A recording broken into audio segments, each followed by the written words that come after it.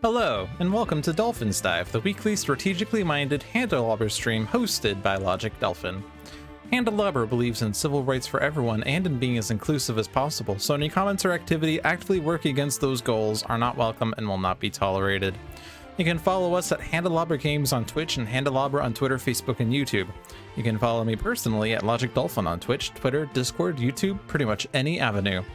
Sentinels of the Multiverse, bottom of the ninth, one deck dungeon, Aeon's End, and one deck dungeon, or not one deck dungeon, I already said that one, Spirit Island. Whew, I'm on autopilot right now. I don't know why I'm stumbling over these words. Those games I mentioned are available on Steam, iOS, and Android devices, and Spirit Island is also available on Switch, not Spirit Island, why am I confusing the two? Wow. All those games are available on Steam, iOS, and Android devices, but One Deck Dungeon is also available on Switch, and you can find more information on those games at handelabra.com. That was way too hard to say, but hello and welcome to Sentinels of the Multiverse, the video game. We are doing vintage one-shots because I have a backlog to do.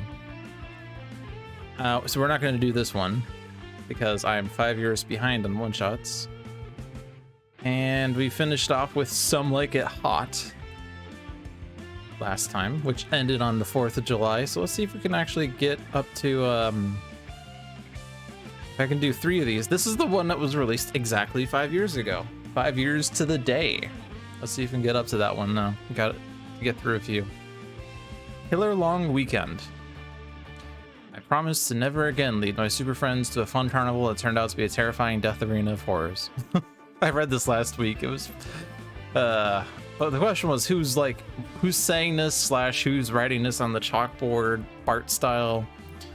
And we kind of decided it really could be anyone except for maybe, I mean, I guess Omnitron could be like on loop. Unity could be, you know, talking about her fun super friends that she made, literally made.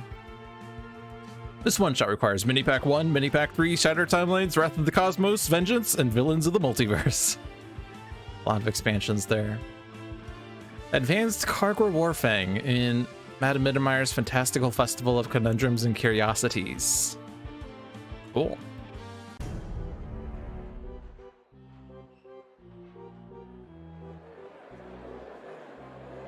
Come and fight for my pleasure. Are you worthy combatants? Find out for glory. We fight for what's right. Gotta make Dad proud. All right, so Young Legacy has Inspiring Presence, Next Evolution, The Legacy Ring, and Thok. Unity has Brainstorm, Champion Bot, Hasty Augmentation, and Volatile Parts. Omnitron U has Disruptive Flechettes, Electro Deployment Unit, Self-Sabotage, Singularity. Santa Guys has Let Me See That, Retcon, Say Cheese, and Where Did I Leave That? And Setback has Exceeded Expectations, Plucky Break, Uncharmed Life, and Whoops Sorry. So what is going on here? So if there are no Gladiator cards in play, Cargo flips. She starts with 1 Gladiator in play. At the end of the villain turn, top card of the villain deck is played. Advanced, at the end of the villain turn, 2 tokens are added to the Bloodsworn favor pool. So, yeah, accelerated favors. On the flip side, we cannot win the game. Kargra is a target with 40 HP. And Kargra will be destroyed. Any title cards under her character card are destroyed, and she flips instead. At the end of the villain turn, Kargra deals to her target the highest HP 5 melee damage, and here with the second highest HP 4 melee damage. Then the top card of the villain deck is played. And bear in mind that, like, if her end of turn play says put Kargra into play and then she flips, then she does this stuff and plays an extra card, which is especially nice. Advanced rule: at the end of the villain turn, the top 2 cards of the title deck are revealed and put under Kargra Warfang's character card with their effects still visible. So if she flips quickly, she's gonna get a lot of titles. Does it count as winning a title? Yeah, because you gain a title card, I presume. I mean, they never officially defined what gaining means, but I presume that it's when the title card goes underneath. So on the front side, 2 tokens are being added. On the back side, 2 tokens are being added, and Kargra gets 2 titles, is what it basically means. So that's kind of gross. We start with Trigon Rex, the Unbreakable, Dimkarn the Fearless, Starry the Bloody, 2 tokens.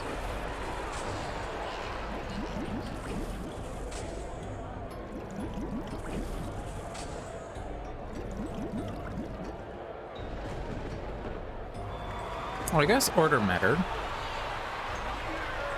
This is a Carter game, order matters. So if I'm doing this in weekly one-shot style, technically this is not the active one-shot, so there's no mint at stake, but probably should not have clicked that. It's okay, we can give Legacy the Unbreakable.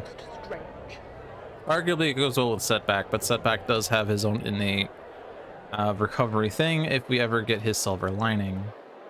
Hey, Seamus. Yeah, so 2 more damage at once to multiple non-hero targets. So you got that. And then this is Starry. Starry is just dealing damage, not the one that makes you unable to deal damage. There's one that does that though, right? Not you. You. Ashclaw Revlos. He prevents damage from being dealt.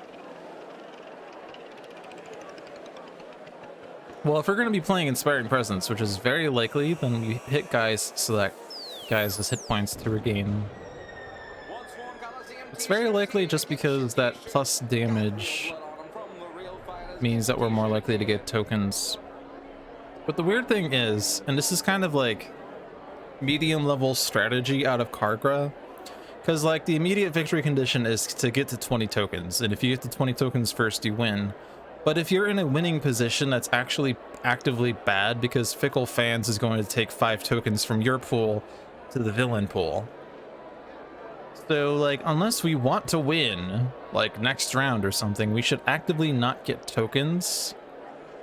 The villains do have this 2 tokens per turn, but, like, say we get to 4 versus 3, and then the next card play is Fickle Fans, and they get our 4 tokens. Now it's 7-0 with us being to 0, and that's pretty bad.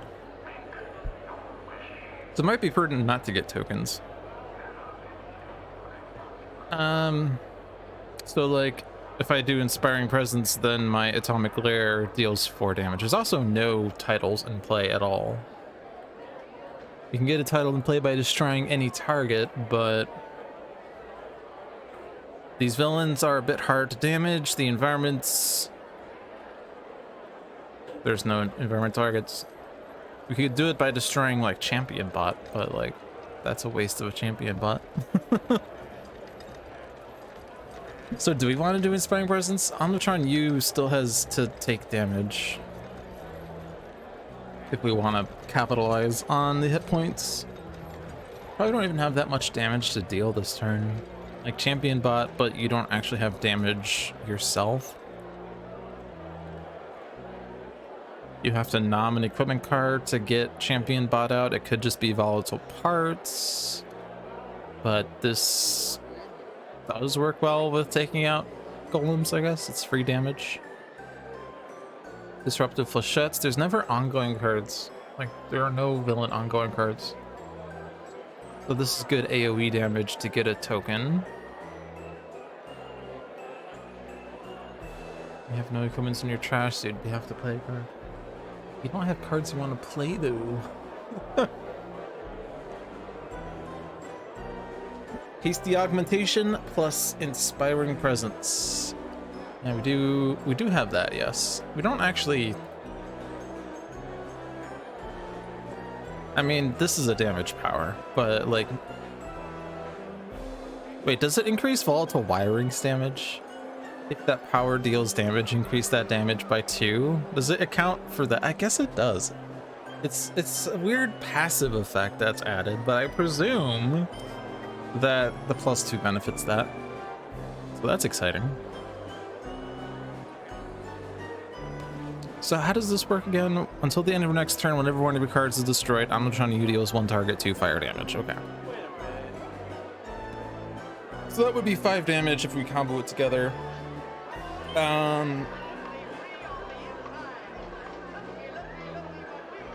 the main problem is that there's nothing really in play right now. But like I could like play like electro deployment unit followed by self-sabotage by doing this effect here. But like I don't think there's a reason to do that. We will probably want to save the damage for like Kargra proper. Because her having titles is pretty bad. And if she flips on her turn, because of course that's the only way she can flip unless you play a card out of turn somehow, then she gets 2 free titles right away, and they could be pretty bad titles.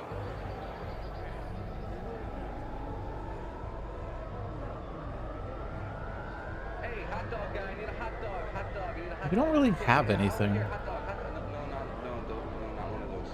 A hot dog, please. Next evolution is even not good because there's so much variety of damage here. Fire, cold, toxic, lightning, sonic. 5 different damage types. There isn't even like a singular one across the board. Psychic, fire, energy, melee. Okay, melee 3 times. And then Kargra's also melee. So melee is like the most likely, but then like these are... Oh, jeez. This is like the saddest next evolution of all time. Okay, well, if there's someone that I'm taking out, I really want to avoid getting tokens, though. So I don't want to take anyone out, and I also don't want to deal 4 more damage at once.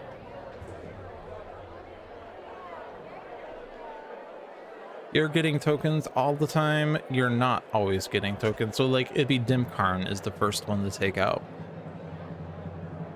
Maybe I just do Thok. Thok base power, save inspiring presence. Problem is you become immune to damage, so I can't really do my base power on anyone else. Well, I mean, on you. I can't do my base power on you. I could do my base power on anyone else because it's not... Because it's... Oh, but then that would trigger 2 or more damage at once to multiple non-hero targets in a single turn. Damn. I could just do Legacy Ring and then like next evolution next turn or something.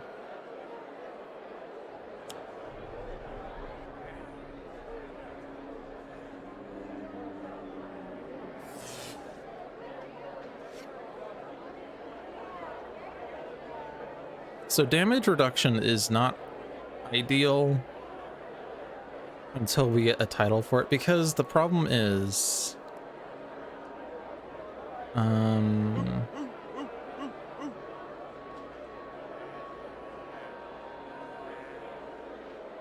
which is the one when a target damages another target that has a damage reducing effect, they get the Seeker, where when they deal damage, increase the next damage dealt to that target by 2. So we kind of want to avoid doing damage reduction until that title is out of the way, because we want to mitigate them getting those kinds of titles. We really don't want Kargra to have that title, for instance. I could destroy the Legacy Ring that I just put into play, but I want that one. I don't need Champion Body's not doing anything right now. Could just draw a bunch. Sure. I don't have any damage boost right now, but getting through the deck faster is correct.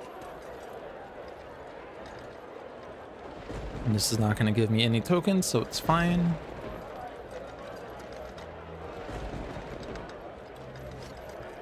Also didn't draw any other golem.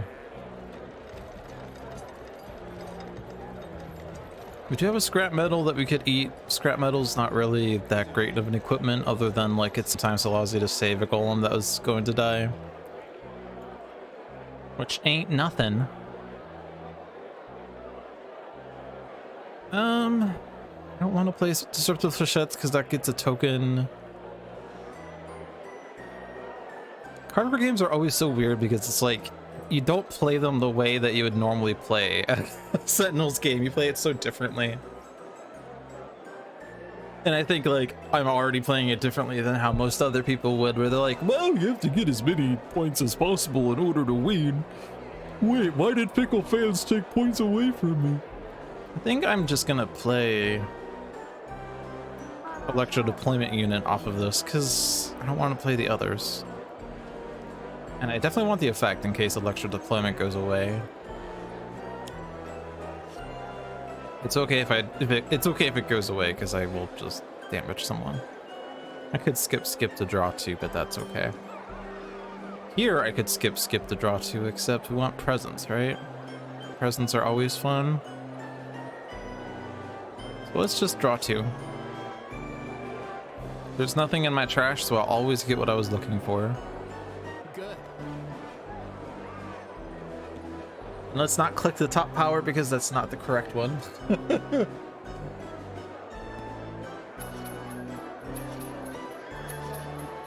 Yeah, I could do let me see that to do both powers in one turn, or I could hold that for when there's more presence.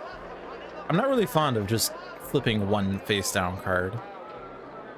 Like my general rule, and it's not really like a strategic rule, just like I feel like it's only beneficial if there are H cards face down.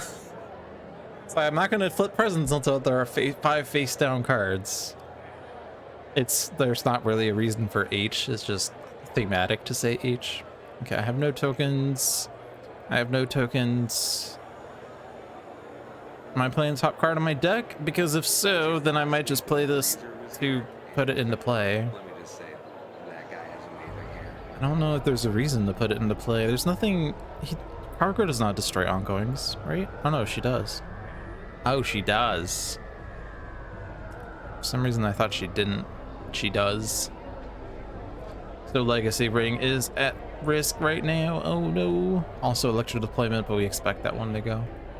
It's possible that like his Terragon's hitting Omnitron for 3. And then you will be highest still. So yeah, you are losing your electro deployment unless the environment pushes you down. It's okay, I'll put this out. And then you have it. And let's see what the random play is. Ah, whoops, sorry. Destroy one non-character card belonging to another hero. I can destroy a present, that's cool. Is this... Whenever one of your cards is destroyed. Whenever! Whenever!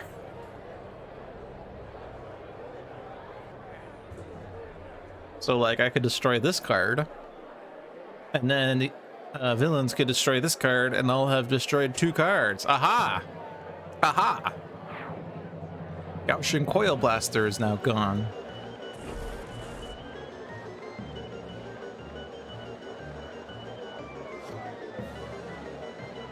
Fumbling Fool is here to change the course of the game.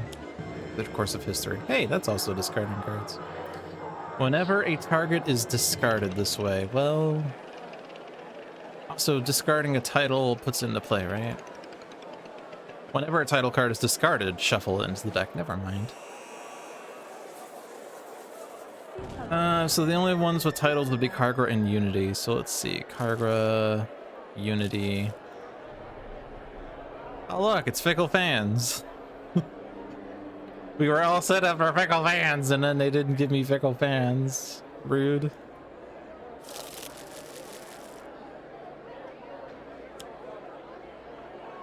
When a target deals itself 3 or more damage. Here with the lowest will not be able to deal damage. And Kargra's back, and this happened at the end of the villain turn, so we're getting an extra card play. Yay! Oh yeah, we have Uncharmed Life. But I think this saves the electro deployment unit if I hit Omnitron, maybe. It's possible.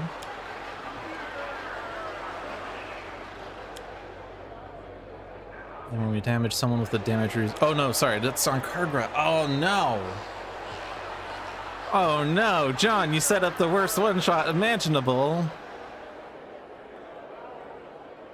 Okay, so increased damage dealt by this target by 1, and whenever this target deals damage to a target, increase the next damage dealt to the target by 2. And we also lost the Fickle Fans that was going to put me ahead. And this is why this game sucks. Setbacks like, you want to remove 2 tokens? You wanna move 2 tokens? You wanna move 2 tokens? You wanna move 2 tokens? I'm gonna just not set this auto because I'm not sure yet if I want to cancel it for the rest of the turn. Okay, so there is a tie here. I'm trying to use one of the 4, so 2 of them is going to be lower, and then second highest is going to be, there's a tie for second highest, right? The two highest count for second highest, right? So it'd be one and that, then most cards in play, which why is there no information here as to who has the most cards in play? It's either setback or legacy, right? Because of face down cards. So yeah, Omnitron U is not going to be taking the damage here, right? And 2 of these are taking 3, and then 1 is taking 2. So let's give the 3 to guys. Oh! This was who's the second highest. Because we already had 1 highest.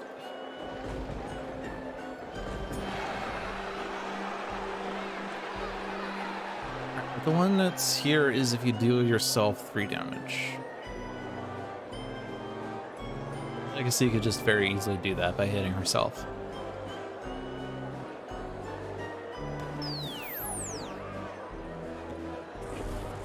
Stanza guys cannot deal damage.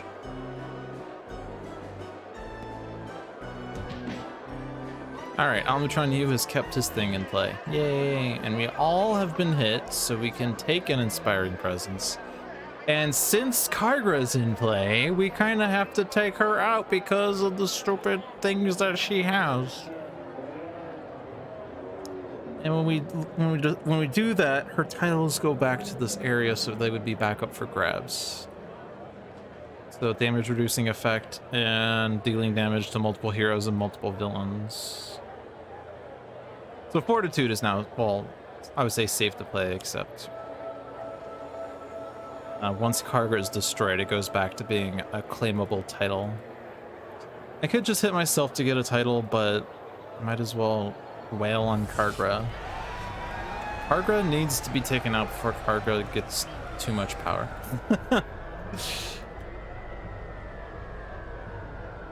Okay, so guys cannot deal damage. We don't really have a damage dealing power outside of Atomic Glare.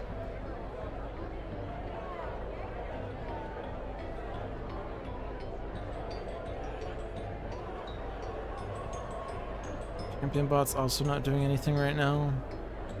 And I guess the thing is, Starry also will hit whoever enters play for 2. So like, champion bot would be hit for 2 immediately.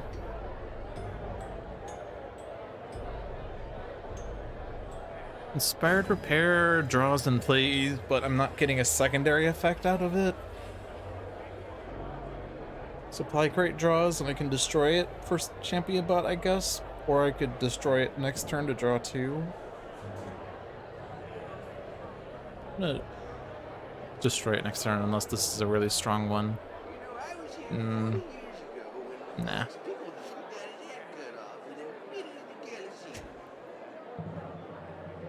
Okay. So we could try to like wipe the board. We could play Disruptive Flechettes.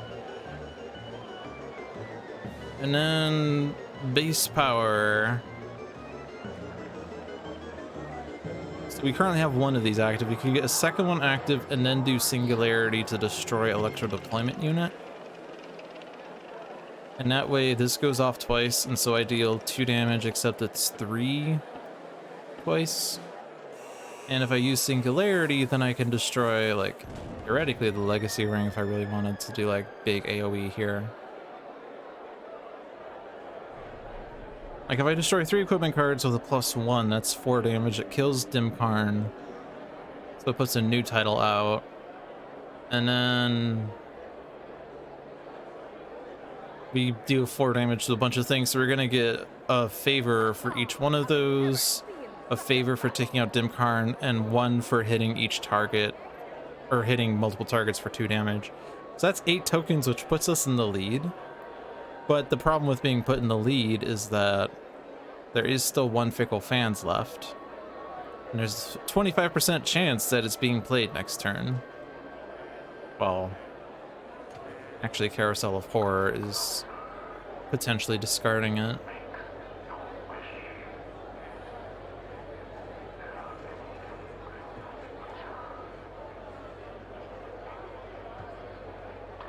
Like, I think it's important to still focus on getting a Fickle Fans.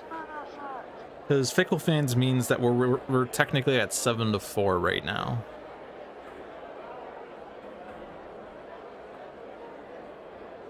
Which is definitely a lot better than 9-2. If I try to grind for 7 favor points or 8 favor points this turn and then Fickle Fans comes out, then we're really sitting at 14-5. Which is pretty bad. Plus, Kargra's gonna get 2 favor points, is going to deal enough damage to get even more favor points, and we just basically lose on turn 3. Yeah, so we need that other... We need that other thing.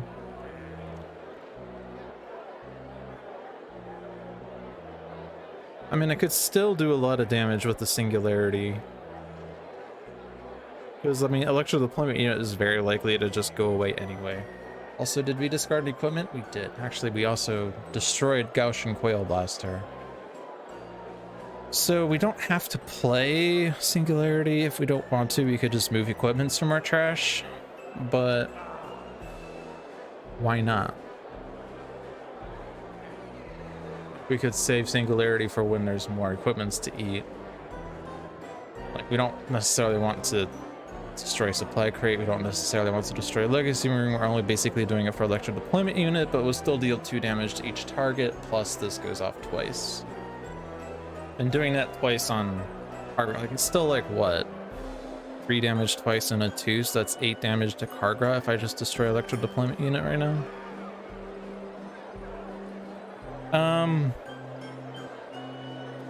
But if I want to like play Disruptive Flechettes and Singularity, I already have 2 plays for that, so I'm just gonna draw here.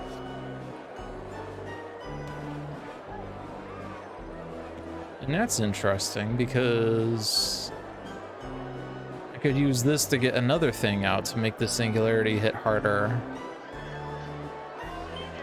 But it's less damage than just doing Disruptive Flechettes anyway.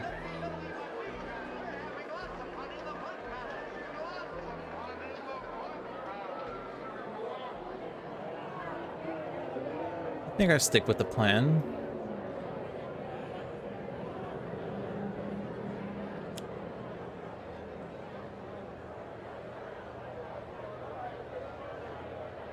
Unfortunately, we don't take out Dim Karn here.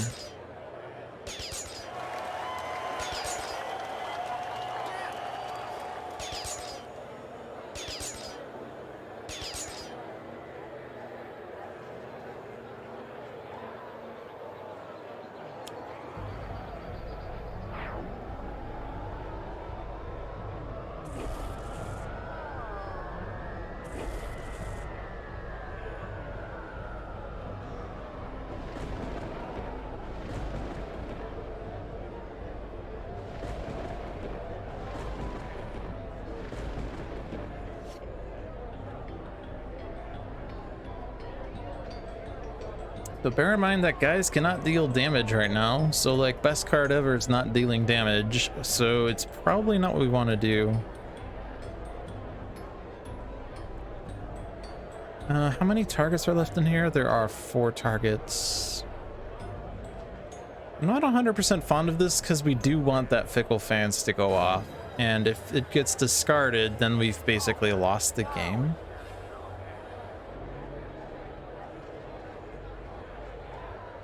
We could do Whoops Sorry again.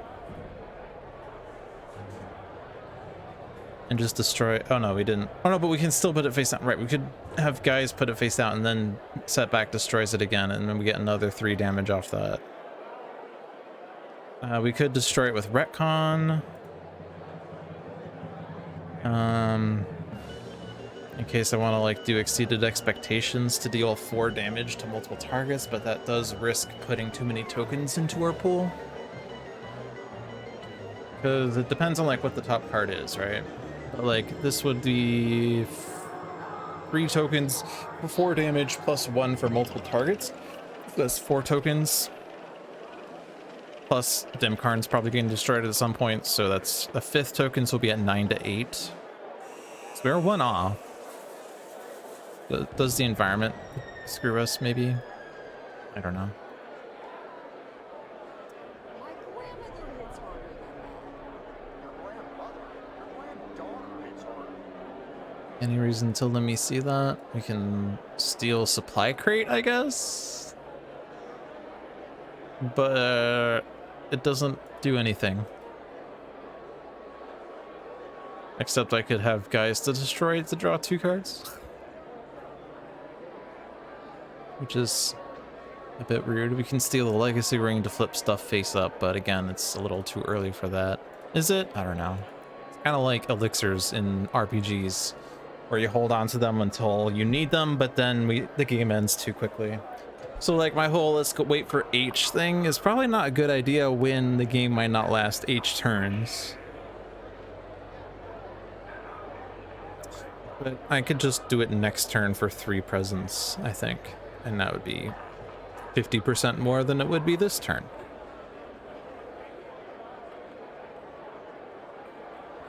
I mean, we could do hasty augmentation with unities, put an extra present into play.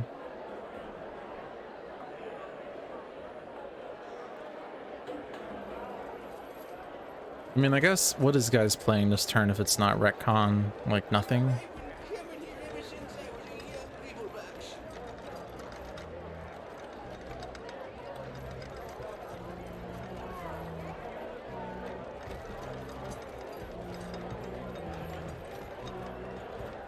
I think exceeded expectations is fine. It's a bit overkill for Dimkarn. I think we do want to take out Dimkarn. The other effect of Carousel is that if we do discard a target, heroes deal themselves damage, and we do have Inspiring Presence for plus damage, so that's kind of irksome. Let's do this. And then draw. And then presence.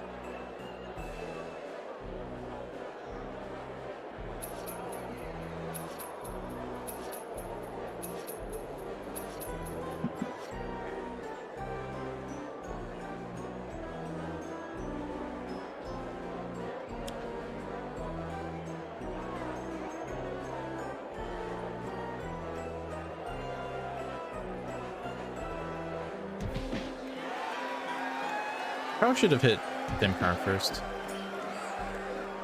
His title. After the target is destroyed without dealing damage to it. Oh yeah, we got like 1,000,000 tokens there. Ooh.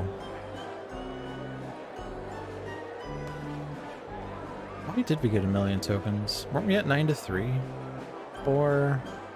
Oh, destroy and multiple targets and then 4 damage. So I don't want to get us tied. And it's annoying because I can't like even claim this title because then I will get a token.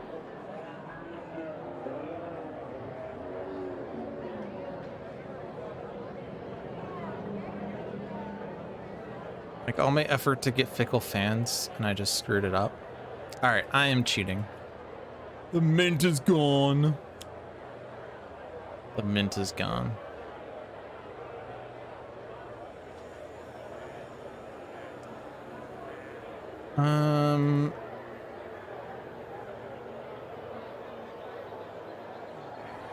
There's no forced damage here, is there? I mean, no, there is. There's remove 2 tokens if you do deal damage. But that only happens if I have 2 tokens. This also deals damage.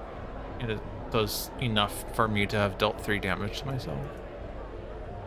I think I'm gonna remove 2 tokens. And let's do this the way that you should.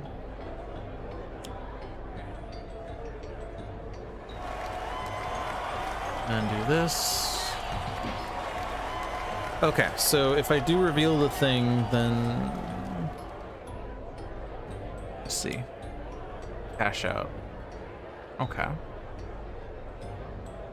Each player may discard a card if 4 cards are discarded. Each hero target regains 2. I like that. I like that a lot. Let's draw 3 cards, because that's a lot of cards. Card draw is pretty good.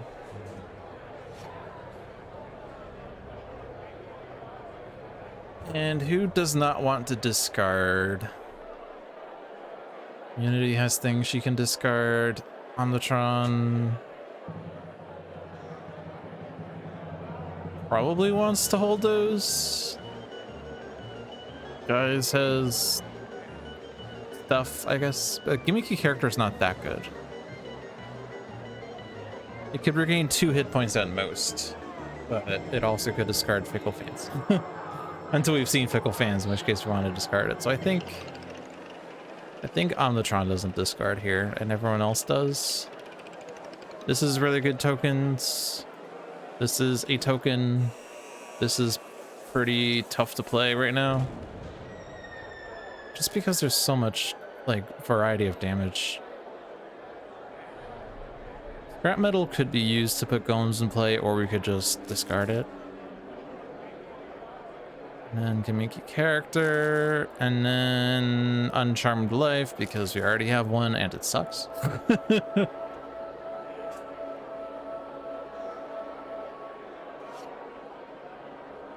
Alright, so we are still in good shape for Fickle Fans. Maze of Mirrors. That is interesting. That screws up the villains. When a target enters play, blah, blah, blah. Hey, Fickle Fans! Yay! We did it. And that's pretty good, because now we can get tokens. And there's 7 cards that don't say get tokens.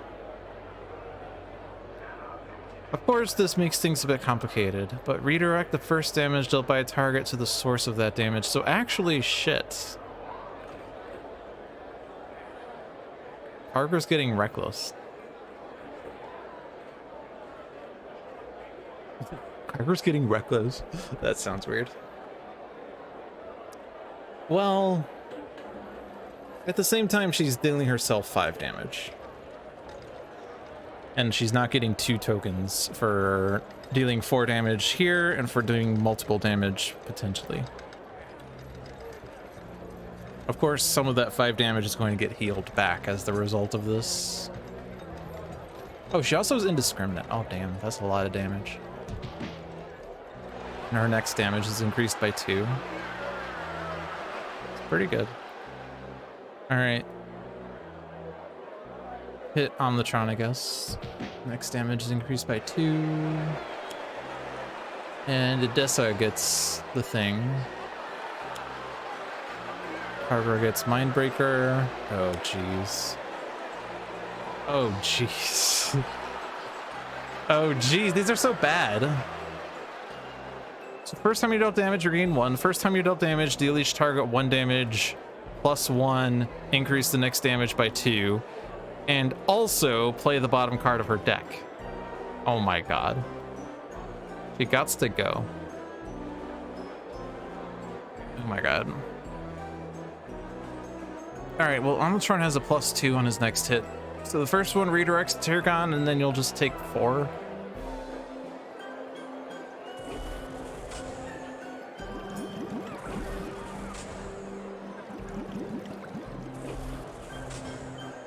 Oh, did I hit the wrong thing? Oh no, this is... Wait, no, I'm confused now. Yeah, I'm confused. Oh no, it was a star. Was that a star? I don't know. It was a star. Starry... Yeah, starry...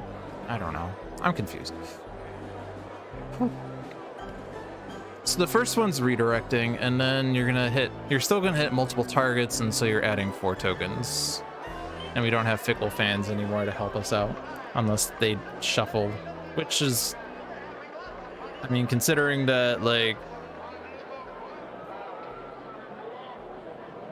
Considering that we're gonna be playing a lot of cards is likely.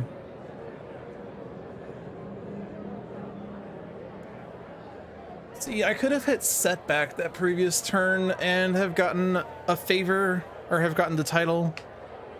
Like, if I had done that, then we wouldn't have the situation where Karga... Actually, no. That's not the problem. Like, this one's so minimal, right? We would have got, they wouldn't have gotten a favor point. We would have gotten one, so we'd be at 13-8 right now. It's really just the stupid, all the titles she has that's making this bad. Let's save Omnitron, I guess.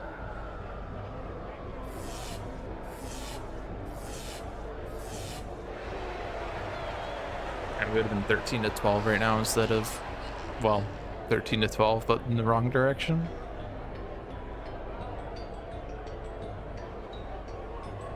I mean, I feel like Flying Smash is still correct here.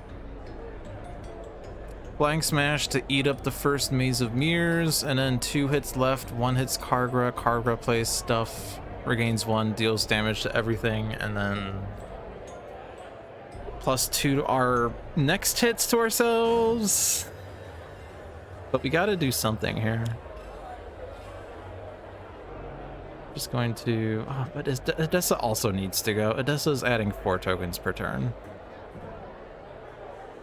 Like, this one is okay. Like, I don't really care too much about that one. This one is terrible. Oh, but you also hit everything, right? Oh man. Like, it's deals each target 1. That includes yourself. Okay, let's play a villain card here. Okay, that's fine. No one cares about you.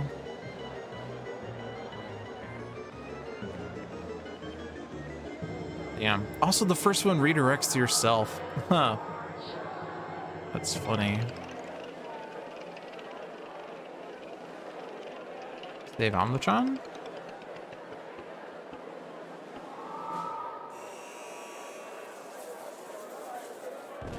Oh yeah, Kargra's going down, actually. This is actually not that bad then, is it? It seems pretty scary, but he's hitting everything for 2 with a +2 to a next hit on multiple things. Oh, damn.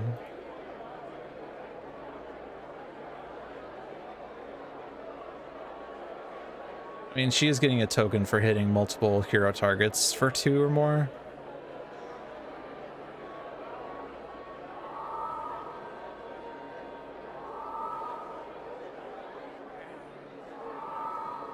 But we do take out Kargra with Legacy's base power, which means that we no longer have 5 tokens, or 5 favors on, or whatever, 5 titles on Kargra. And they're up for grabs on the hero team.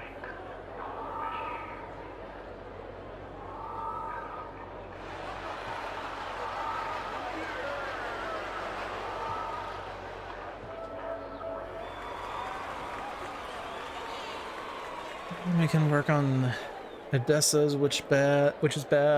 Soulslayer Parath is bad for the golems, but also, who did you hit? Oh, yourself. Right. Makes sense. You hit yourself.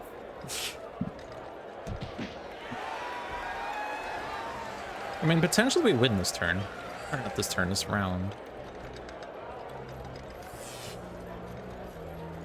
So these are being destroyed. Well, it says destroy, but... Oh. They aren't going back into play. Damn, I was thinking they would be back because it says here when a target leaves play, move stuff away, but she just destroys them instead, and destroying means they go shuffled into the title deck instead. That's rude. We don't get free titles. We could have gotten, like, all of these for ourselves. Okay, well...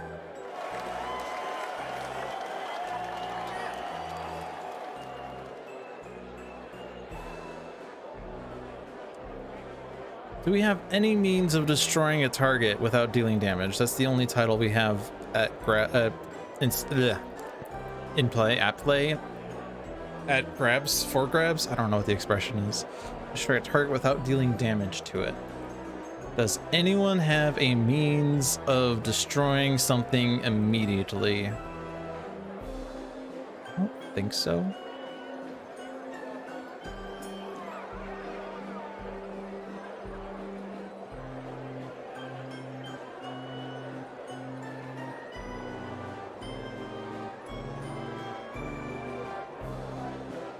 actually...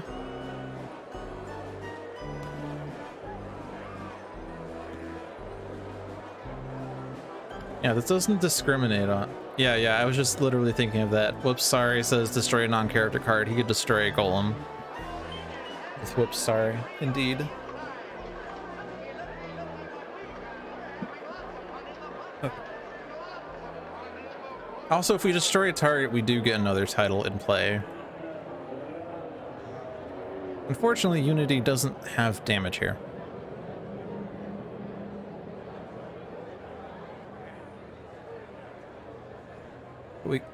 We could play Hasty Augment. Do we still have equipments? We have 2 equipments right now.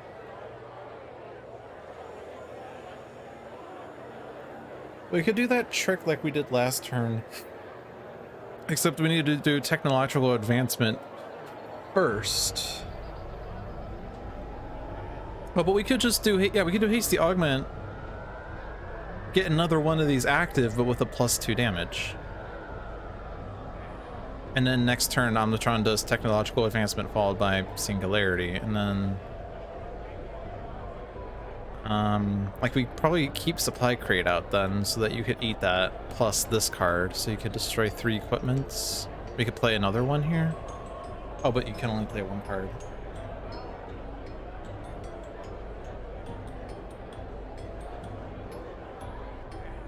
Oh yeah, we do get a play. Yeah, you're right, we could. I could just play Technological Advancement. Because it draws a card and that could be an equipment, and this also gets an equipment or component or plating into play, and we could just... We could get the... Yeah, we can get the Gaussian Coil Blaster in play first. Do you still have a +2 on you? I don't think you do. Because we redirected that one from Omnitron. So his start of turn deal damage thing, the first one redirects to himself, and the next 2 will go off, and they'll be at 1+1 damage. Okay.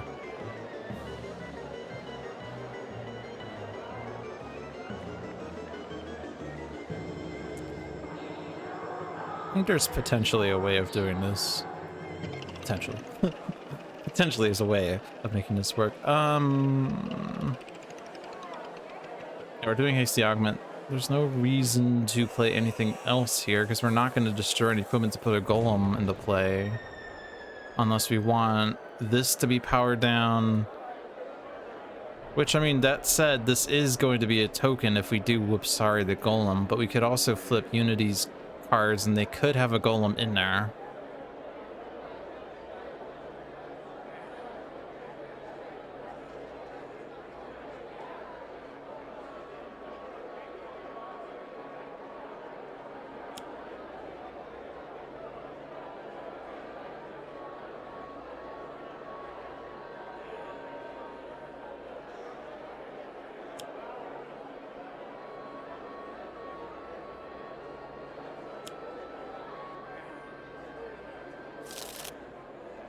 Okay, it's another equipment. Yay. I'm not doing that. Unity's existence is for Omnitron. Which, you know, that's honestly fitting.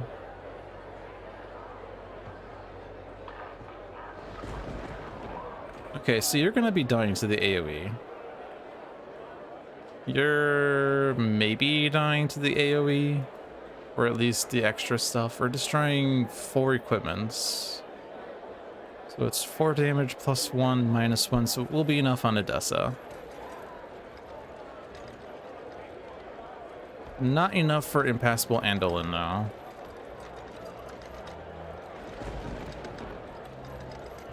And you have a +2, and you don't have a -1. If I'm doing 4 damage, that's 3 more than this. Oh yeah, I will be taking you out with that, but I'm also taking you out with that, so they're all even in the end. I shouldn't have hit Soulslayer Pair. I should have whittled her down more, but I didn't do that.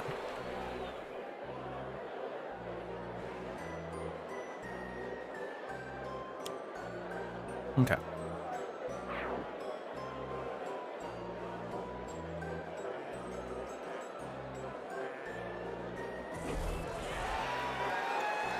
And then this is the hasty augmented one. Yes. Oh, we just won. Oh, man. I didn't even get to do the damage part of Singularity. Oh, man. Well, okay. So we went from like 14 to 9 to 20 to 15 in the end. So yeah, it was really scary with frickin' Kargra having 5 titles on her, but she actually helped us win in the end. So that was nice. So cool. Let's play another one. We are now 5 years and 1 week ago. Double time. It felt like they had been fighting forever. There was no sense of time in this place. The heroes took a moment to catch their breath in a rare pause in the action. Can't you get us out of here, cowboy? Expatriate asked. The ranger shook his head. Ain't nowhere to go, or no win, not until I clear out this bounty. Suddenly, 5 portals appeared, and 5 uncannily familiar figures stepped through. A haunting voice warmed into their ears. Don't you think it's time you got to know yourselves a little better, heroes? This one-shot requires Rook City, Shattered Timelines, Infernal Relics, Vengeance, and Villains of the Multiverse. Alright. So we have, is that Biomancer? Baron Blade, Operative, Capitan, Bugbear versus Chrono Ranger, Expatriate, Mr. Fixer, Tempest, and Argent Adept in Time Cat.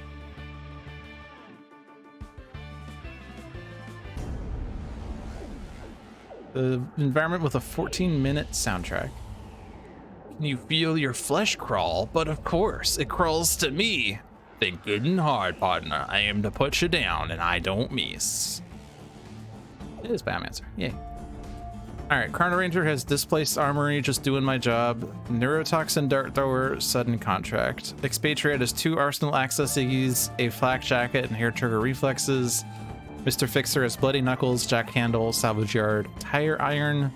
Tempest has Ball Lightning, 2 Chain Lightnings, and a Grievous Hailstorm. Argent Adept has Idasar's Horn, Saraband of Destruction, Silver Shadow, Vernal Sonata. This looks pretty cool. You got really strong AoE here. Really strong. I was just thinking for a second, hey, and we can also get a favor point here, but this is not Kargra anymore. Alright, so Biomancer starts with 2 targets in play. The first damage dealt to Biomancer is reduced by 2.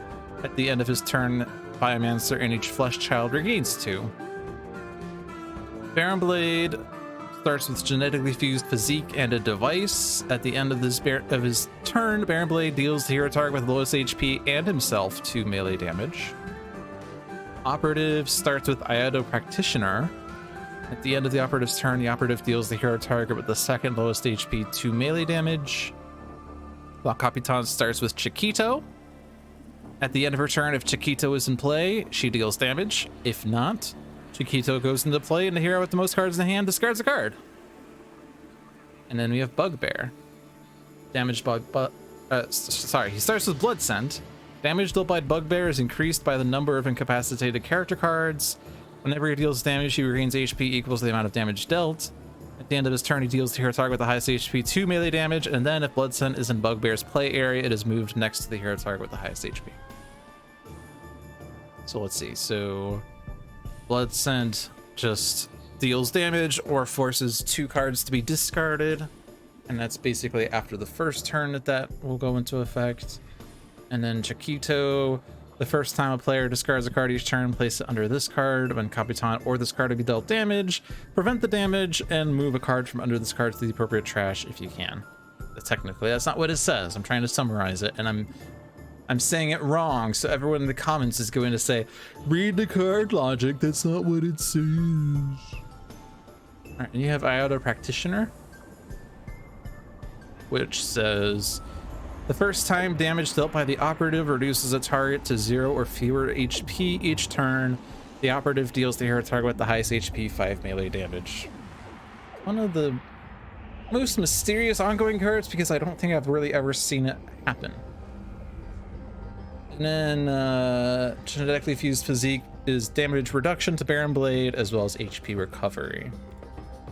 And then you get random 2 targets. So everything else is random. So let's see. We have Duplex Patriot. We have Clone Ranger. This is why they said the thing in the one-shot description. We have Omniblade. Omnitron X is not active in this game. And everything else is what we said it was. All right. Friend or foe? It was actually a game show in the early 2000s in the US, which is based off of a game in the UK, or at least I know it also exists in the UK.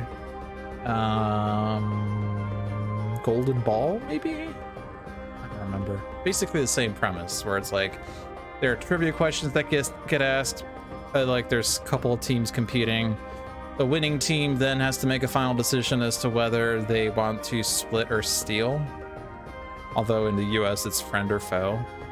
And so if both people in the team secretly say what they're going to do, and then they reveal what it is. And if both people say friend, then they split the money 50-50.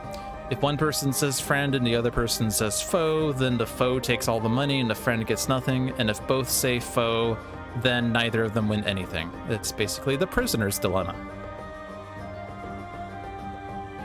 But yeah, that was in the US in the early 2000s. I remember watching it on Game Show Network.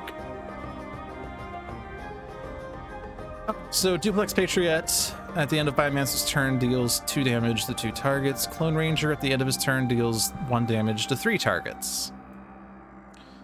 And then we have Omniblade at the end of his turn deals 2 damage to 1 target and has a lot of HP. But as far as devices go, that one's not bad. It could have been Impulsion Beam, for instance. That one's the bad one. Okay, and then is this 3-way tie, 4-way tie? Yeah, so who does not want to take damage here? Probably Tempest takes damage because Tempest hasn't taken damage yet. Who has HP recovery? Chrono Ranger does, and technically everyone does. Let's keep Fixer higher then, I guess. I don't know.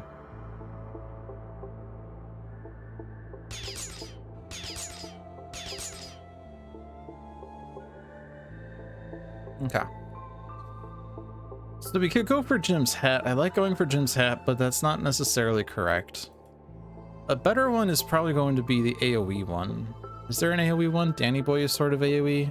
It deals multiple targets damage.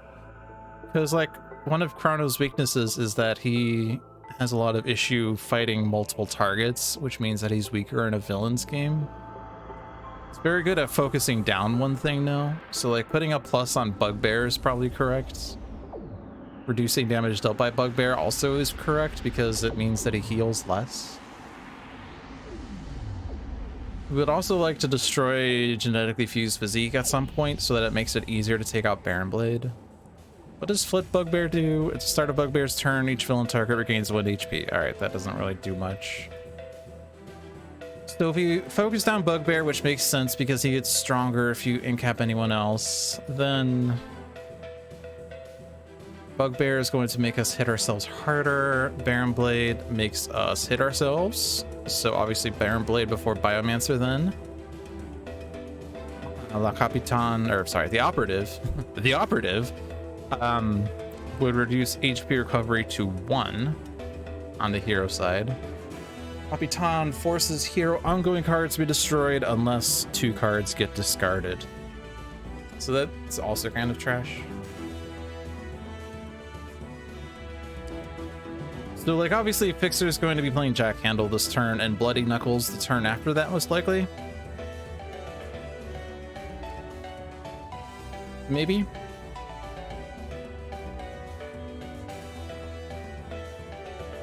Tempest might just play Grievous Hailstorm. I don't know. Like I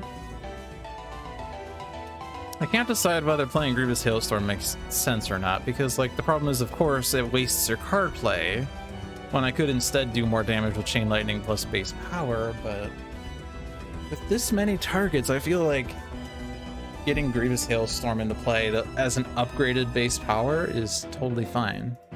I could also just destroy 2 ongoing cards, which, well, there's only really one I care about. I guess this one, but it's also not really doing much. Adder Practitioner is not likely to do much. Blood Scent isn't doing anything this turn. Next turn, we either prevent the damage by discarding 2 cards, or we soak up the damage, or Bugbear is dead by then. So I don't know. Yeah, I think I'd do Sudden Contract on Bugbear. We focus down Bugbear by any means. Also, the Flesh Children we got are inert ones. The one that would be bad is Carbon Adept or Tempersination. Carbon Adept at least only has 5 hit points, but is definitely one target that you prioritize just because that's a lot of ongoing cards to destroy. Tempersination is also doing a lot of damage. Way more than anything else, but we did not get those, so we're fine. Also, let's bear in mind that Chiquito is in play, so any time we do a discard, it's kind of irksome. So just keep that in mind, Logic. Keep that in mind. Oh yeah, this is Chrono Ranger Nemesis. Nice.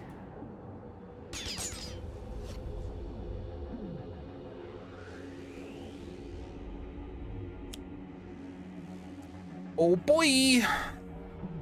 Hey, it's Tempersination. Deal the 2 hero targets with the lowest HP 1 toxic damage each. Reduce the next damage dealt by a target dealt damage this way by 2. So 2 of these are being dealt damage? Or no, second lowest. So one of these is lowest. Argent Adept. And then the next one. Reduce the next damage dealt by a target dealt damage this way by 2. I mean, I think Tempest is fine just because, like, it does mean that you hit something for less, but, like, Baron Blade probably regains that hit point back anyway. Like, it's so much less bad on someone who's hitting multiple targets for 1 versus someone who's trying to do a big hit. Destroy a villain ongoing card, play the top card of the deck of that ongoing card, destroy a hero ongoing card, play the top card of the deck of that ongoing card, destroy an environment card, play the top card of the environment deck. Oi! So we're losing our by any means after all. Unfortunate. I'm gonna just take out Genetically Fused Physique. It does play a Baron Blade card, which means we're getting another thing. Getting another thing. We got the Impulsion Beam! Yay! Wait, no. Rude. And then, Rift in Time. Okay. It destroys itself. If it was played out of turns, so it destroys itself. And Bugbear has regained his hit point. And we could discard an equipment that's not the thing, and Chiquito stole it, but who cares?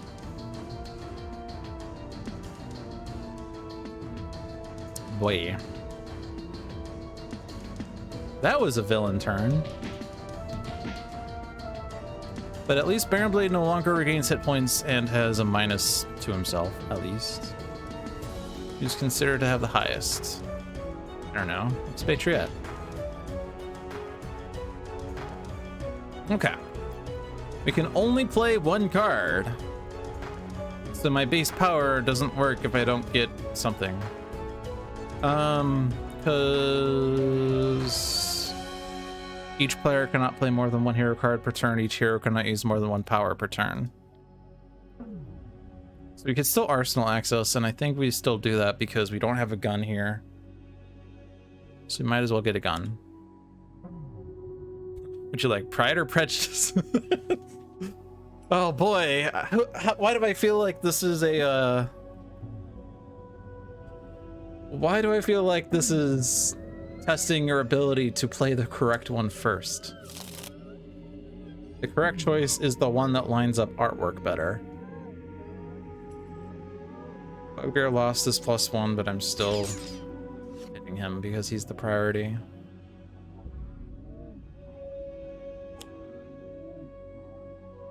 Another laced shuriken. Argent Adept is less likely to deal damage. Have we decided what Argent Adept is even doing? Saraband of Destruction? That destroys ongoings. It's your only song, so you're doing that. Could also destroy Rift in Time, except it's destroying itself, so I guess we destroy Blood Scent with that. You do Jack Handle, and then this. So the first one should be reduced by 2, right?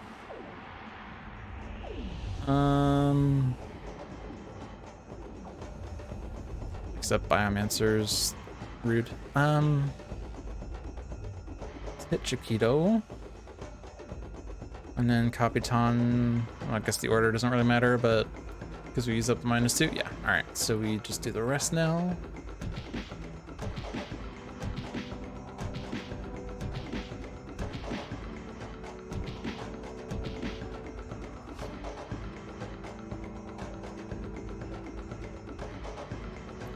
Capitan says, destroy an ongoing card. There were none.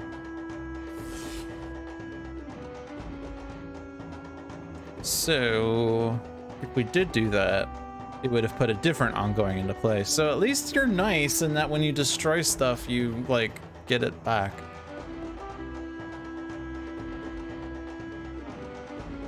So this is...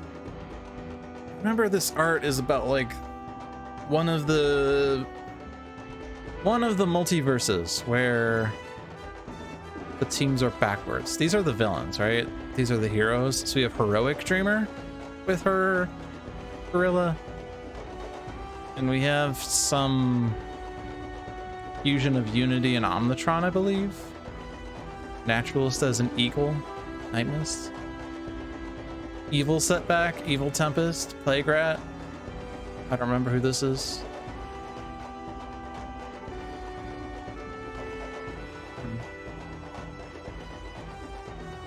Okay, well, I wanted to play Grievous Hailstorm,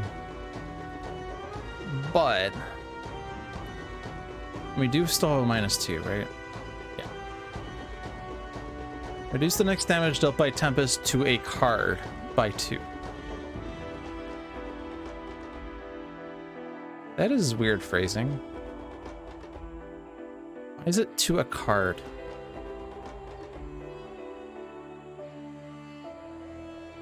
Reduce the next damage dealt by a target dealt damage this way by 2. Reduce the next damage dealt by Tempest to a card by 2. Normally it would just say reduce the next damage by 2. Like reduce the next damage dealt by Tempest by 2. Why does it specify to a card? Like, you would never deal damage to a non-card. Hey, I'm gonna damage the tokens. What else is there in this game? It's all cards. I'm gonna damage Setback's favor pool. Not favor pool, unlucky token. Those things. I'm gonna damage Progress Bloodsworn favor pool. Yeah, so if I want to take out 10% Nation, because the problem is that I'm only dealing 1 damage with this or 2 damage with this, which is not enough to take it out. Argent Adept is not dealing damage on his turn, he's destroying an ongoing card, most likely. So obviously your first hit is reduced by 2. So like, I would have to hit 3 damage to 10% Nation, and then I'm doing 2 damage here and 2 damage here, which... neither of which are going to be enough to take anything else out. But we throw 2 on Bugbear, 2 on Impulsion Beam, and try to take that out. Like, we have 2 priority targets that are not villain character cards. Plus Bugbear is a priority target. So I guess I Chain Lightning.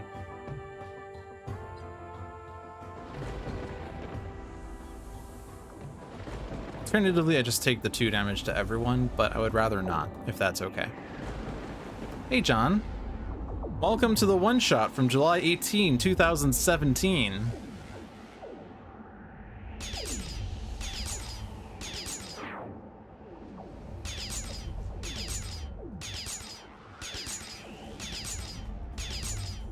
I hope you're doing well, John. It's been a hot minute. Bugbear is damaging a villain target other than himself with the lowest HP. He's not destroying something, that's good.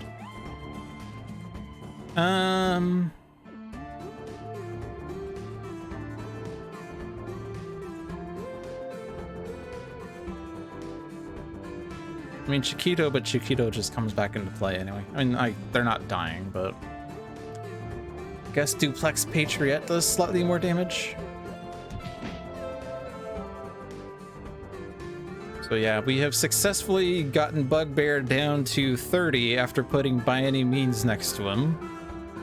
You might notice there is not a By Any Means next to him, but he did have one, and then Baron Blade decided to play 20 cards, one of which destroyed By Any Means, so... That's just how it goes.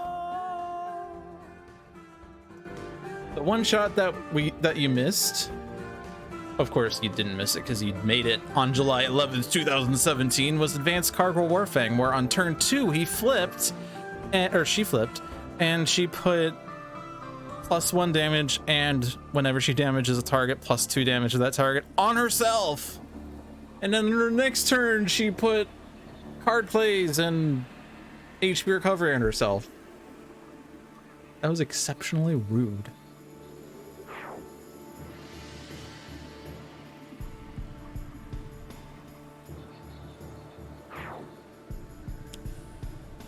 Rift in Time is back, yay! Oh man, that wasn't a surprise shopping trip? I would have been so happy for surprise shopping trip. Wait a minute, those are all villains. Giant mutated specimen is my friend!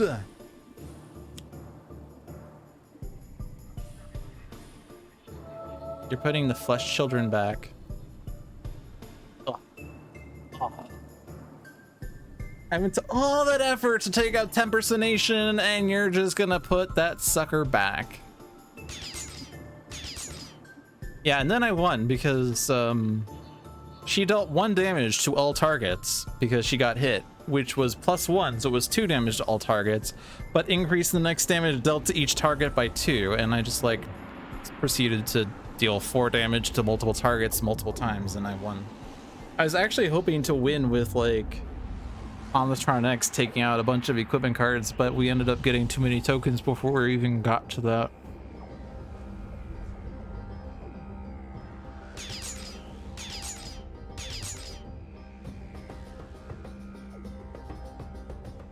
Wait. Oh, end of the environment turn. Okay. Okay.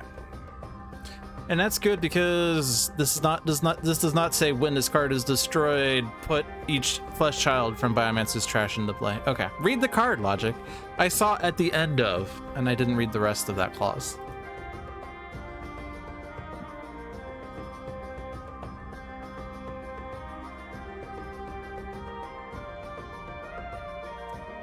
Yeah, it's unfortunate we lost By Any Means. And I can't get it back just yet. If I played just doing my job, Chiquito steals cards.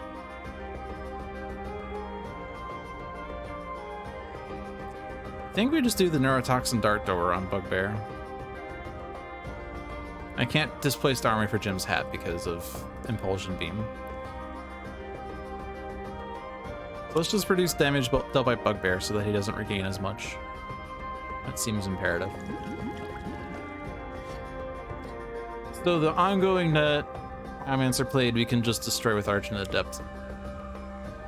We've had 1 Impulsion Beam, yes, but what about 2nd Impulsion Beam?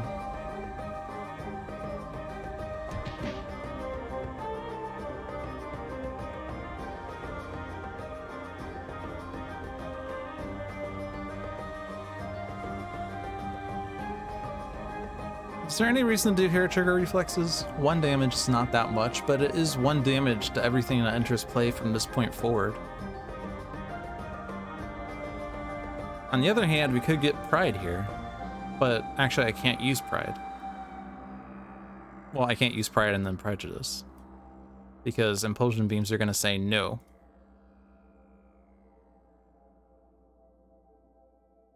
It would be nice to get the Submachine Gun, because I do have Hollow Points.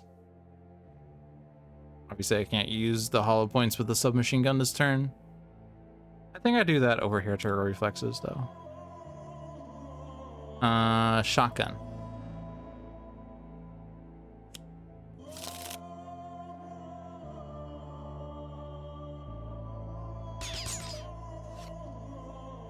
Quick draw.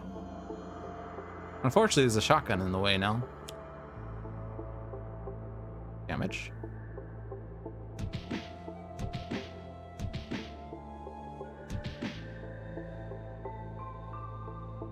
Alright, how risky is Bloody Knuckles?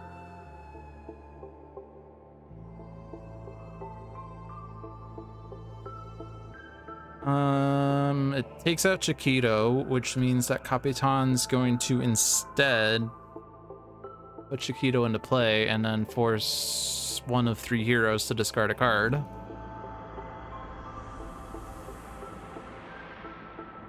But then we could like destroy the ongoing with Ball Lightning.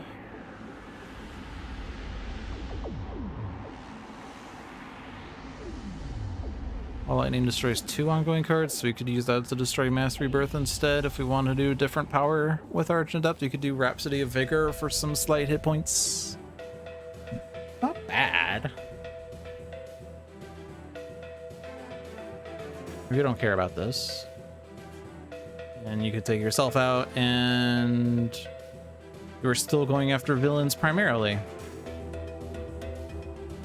In fact, even if Bugbear goes too low... Actually, no, it's going to change once I do Bloody Knuckles, Jack Handle. Is there any reason not to do that? If I do alternating Tiger Claw this turn and then Bloody Knuckles next turn... No one has a damage reduction now.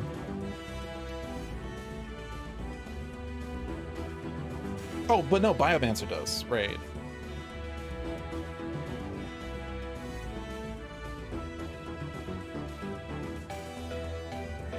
But then we're not focusing on him right now, and he's just gonna regain that back, especially if we, like, the ongoing card getting destroyed heals him for 10 anyway. Like, that's... Like, it's, like, I could do alternating Tiger Claw to have it, but... Well, I mean, I guess it's still, like, yeah, we're not doing the Bloody Knuckles with the alternating Tiger Claw if we do that.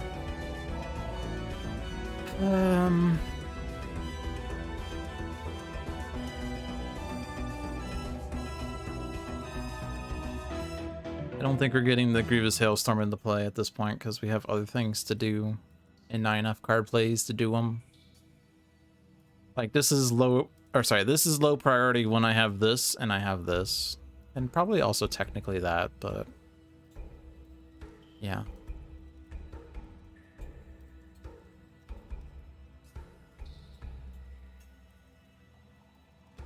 If I don't play Bloody Knuckles, though, Chiquito's at 2, Duplex Patriot's at 2, Impulsion Beam's at 3, Impulsion Beam's at 7. So the second Impulsion Beam means not really killing things. But this deals 4 damage to 1 target, and that deals 1 to all.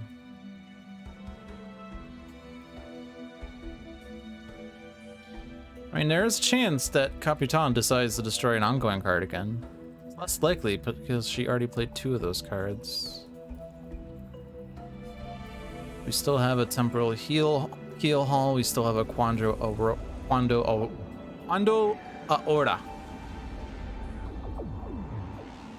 I don't know, that was so hard to say. Quando Aora.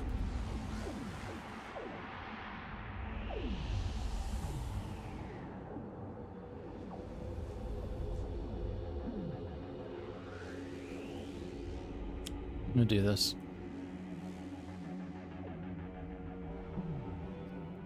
Is there an order? I don't think so.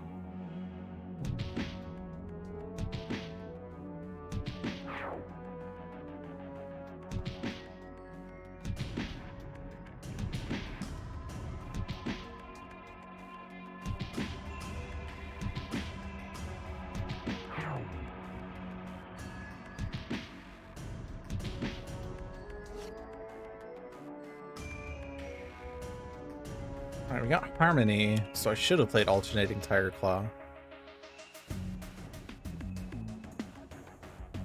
Shuffle each hero trash into the associated hero deck, and then discard 1-shots on top of each deck and put their other revealed cards back on top.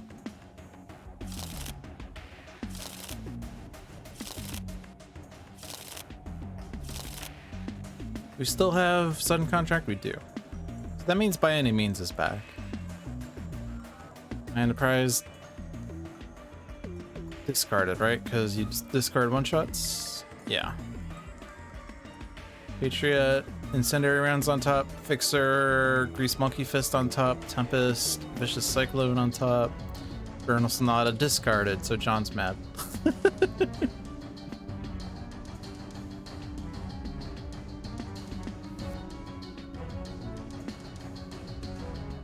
Honestly, quick draw. Pride and Prejudice is 2 and 2. 2 plus 2 is 4. This is 4. But also, I can't use both powers right now anyway. So I'll just get rid of that one.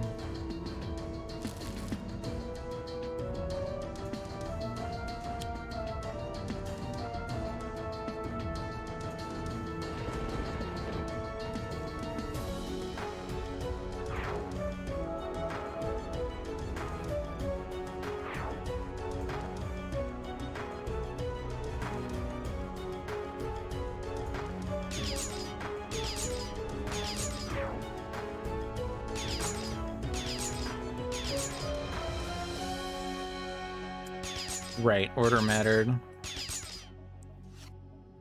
That's okay. It's not a big deal. It's only 1 damage. Barrel Brawn. Rude. Guess I'm destroying that one.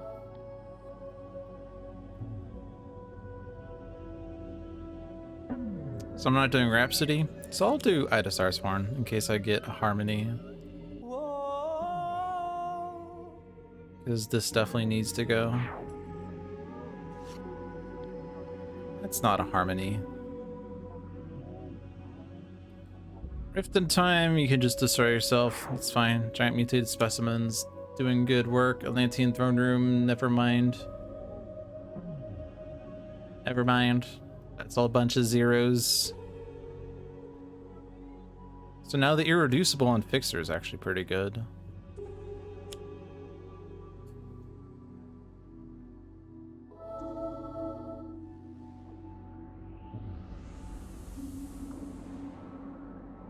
It might actually be better to have that throne room. Because there's a lot of...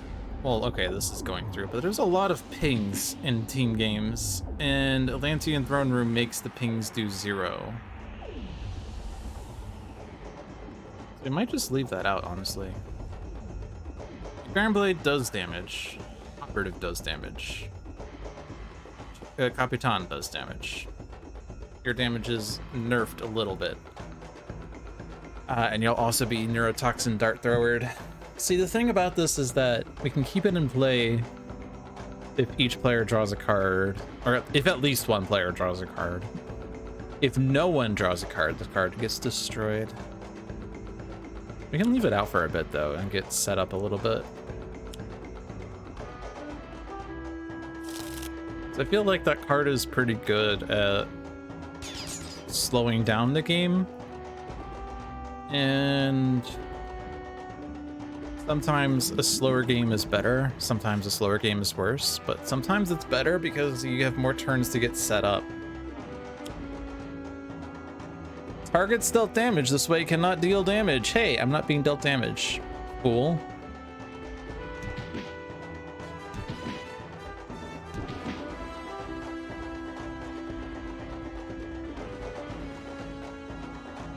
So now here Trigger Reflexes does nothing.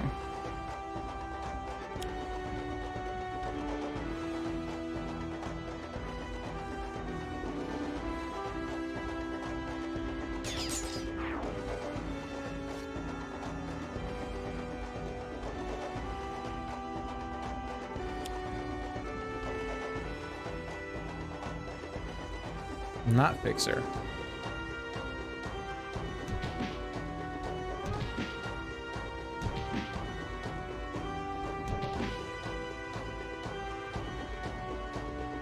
So, damage dealt by Fixer Irreducible means my Jack Handle does do work. Kinda would be nice to instead have the Riveting Crane one. With Harmony, I do damage. And it means that I get the benefits of Atlantean Throne Room, but none of the detriments. But I don't have that yet. So I'm just gonna do Alternating Tiger Claw so that I do something this turn.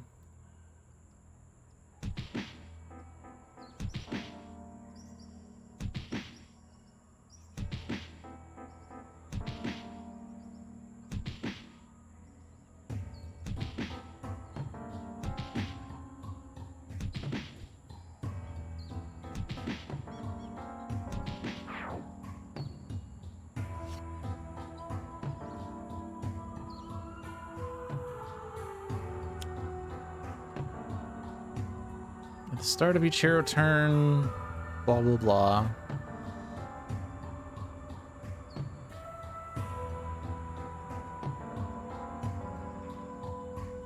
So you've done a little bit of setup, but that was last turn, right? So it's open season what the top card is.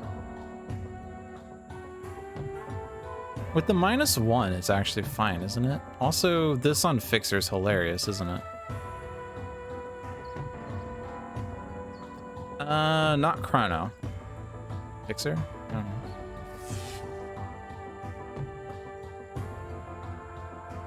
Bring down Shackles? Sure.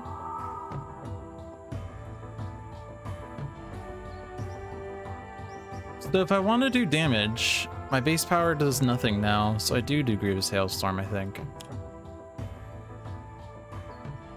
And now order is super matters. Matter is super matters. Order is super matters. Words.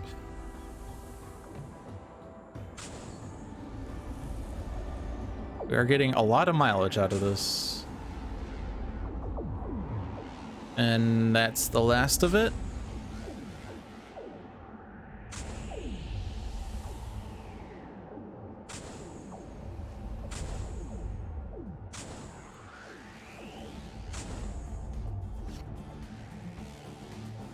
Shielding Winds is good when there's a damage reduction because we could do Order of Operations.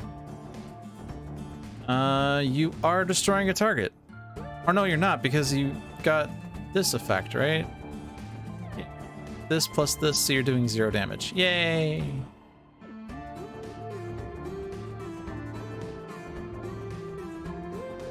You're doing 0. Alright, Bugbear, you have healed 0 HP on your turn. How embarrassing. And we played a thing. Hey, let's shuriken. Yes! Awesome. Do we need to destroy this, or do we keep it out? It's kind of interesting. Not as detrimental as it normally would be. It could be risky if it, like, replaces the jack handle with something else on Fixer, but if it does, jack handle's back in my hand anyway. So it doesn't really matter. If it plays, like... if it plays Bloody Knuckles with jack handle, that is hilarious. I think we keep it out then. Ido Practitioner stays. We keep the Atlantean Throne Room, so we will do Inventive Preparation now, because we don't have a Harmony. This is not a Harmony. This is not a Harmony. Otherwise, we could do +1s, actually, and that's pretty strong. You should make a one-shot where all copies of Vernal Sonata get discarded. Yeah, one of them got discarded because Capitan discarded it. +1 on Fixer, right? I absolutely should do that. Fixer and Tempest. So actually, what am I talking about? I don't want to do other things. So I'll play this one just in case I find something. I don't know. And the agent of the card play is the player, which is important because each player cannot play more than one hero card per turn. But I can say, you, expatriate, may play a card, versus saying, expatriate, I am playing one of your cards. I have to be so mindful of that because that's actually really important. Okay, so with +1s there, it's pretty nice. +1s on the AoE people. I'm gonna keep this out. And then you have it. Dead or Alive, Liquid Nitrogen rounds, Grease Gun, Chain Lightning, Syncopated Onslaught. Surprise shopping trip! Alright, this is a hold the tab button down because it's a bunch of zeros. For instance, zeros. It's technically 1 here, but zeros everywhere else. So I'll do the 1, and then I tab the zeros.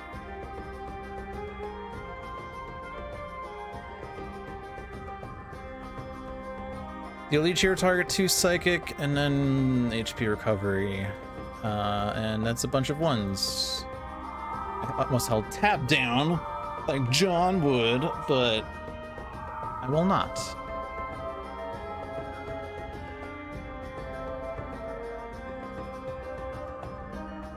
You do 0.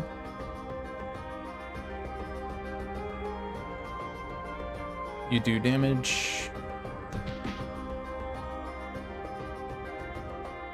Okay. Does this put into play? Okay, so it doesn't screw up with Impulsion Beam, although again, I'm not the agent of the card play anyway. So we can get by any means back. Oh, we already did. Right. Duh. Bugbear's dying. Like he's dying to card plays because by any means with Surprise Shopping Trip and Atlantean Throne, yeah. So I don't need to focus on him now. So the next priority is what? I mean, Baron Blade says self-damage, right? Except with Atlantean Throne Room, it's 0, except with Fixer, he deals it to all non-hero targets anyway, and he's gonna have a +1 soon. And he's also irreducible anyway, which is pretty sick. So Baron Blade's the next priority then? Is there any reason to do ultimate target on him though? Because that only affects Chrono's damage, but he's not the principal damage dealer here.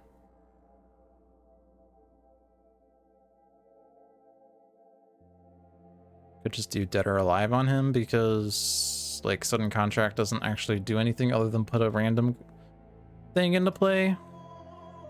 Not a random thing, but it doesn't do the damage is what I mean because of 1/1.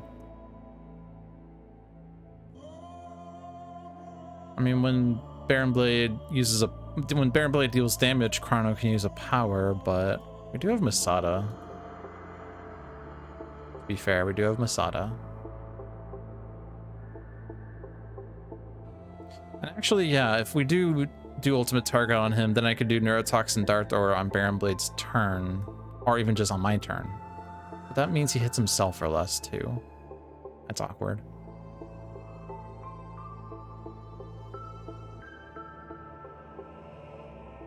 Is there a displaced armory target we'd rather have? Not really. His hat doesn't work when there's still the Impulsion Beam, which is going away soon, but it's not away yet.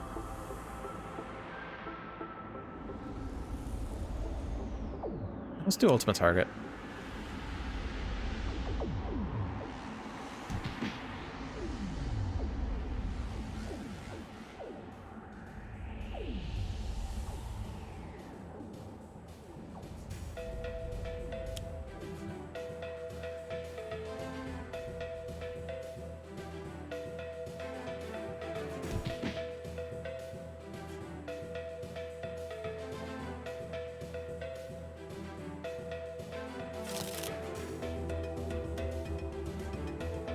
I guess we do get to do damage with the thing because of ultimate target.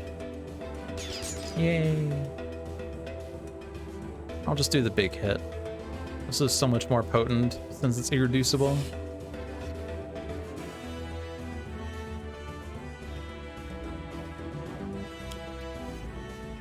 The first time Baron Blade would be dealt damage each turn. Blah, blah, blah. That's rude. I find that exceptionally rude.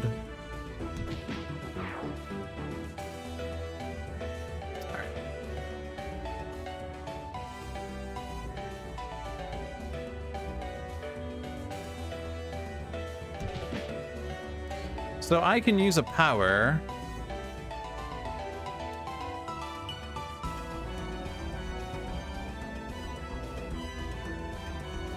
So I can't kill this before Baron Blade hits himself.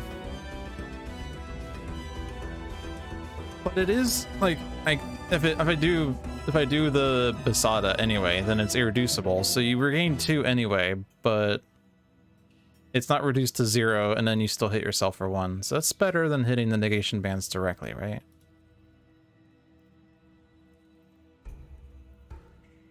Oh, it's actually only 2 because we no longer have by any means. But it's still better than Baron Blade regaining 2. It was not an ongoing or equipment. Okay.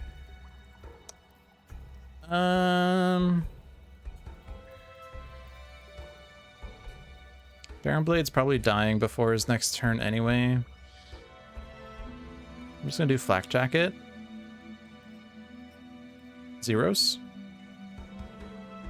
Imagine I had destroyed Atlantean Throne Room and I was dealt 10 damage by the surprise shopping trip. That would have been pretty bad.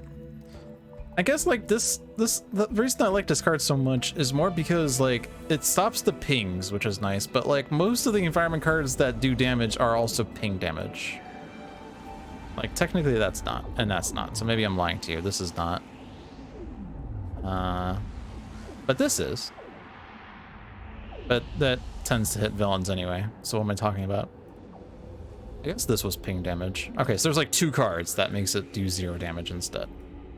Plus surprise shopping trip. But I guess surprise shopping trip by itself makes it worth it. Right, I can't hit you. But if I do this, then Fixer kills it, and then Baron Blade doesn't regain HP off of Fixer. That's worthy.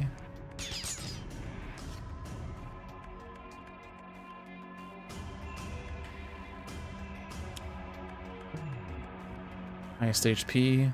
But first, surprise!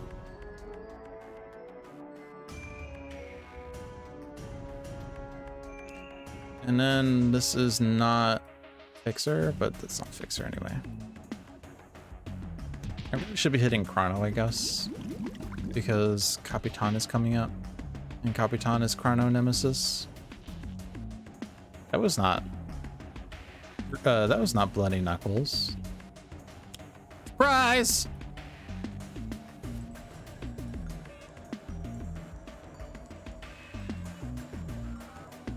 What was that again? It was charge. Okay.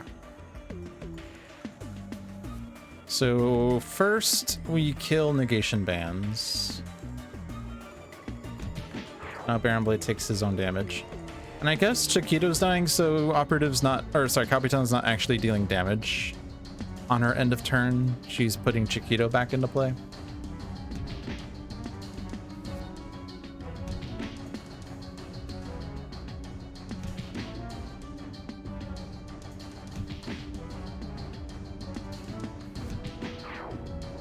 All right, we can now play more than 1 card per turn. Yay! It's not really going to do anything, but we no longer are hindered by that. Driving Mantis. Pretty good combo with Atlantean Throne Room. So we're discarding one-shots. And yeah, so that means it's actually more likely for us to find ongoings then. Surprise! Let's by any means is back in the back in the deck. So this is the shuffle.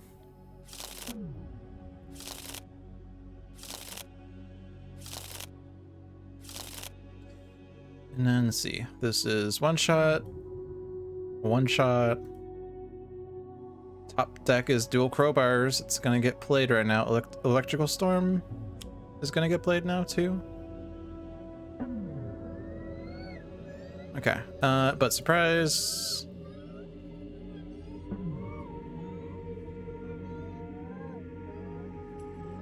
We don't really want that dual crowbars played, right? Because that's a tool, and that means that he will hit himself for the 3. But it also means that he does like do the second hit to someone else anyway, so it's not that bad. Chiquito's gonna steal this card. It's just Cyclone's not gonna do much. It's too expensive for what it does. And it's not so good when we're playing a team game. Surprise! We do have this interesting situation right now where we're hitting Biomancer with this. So we're gonna hit Chiquito second. So we've used up his -2 this turn.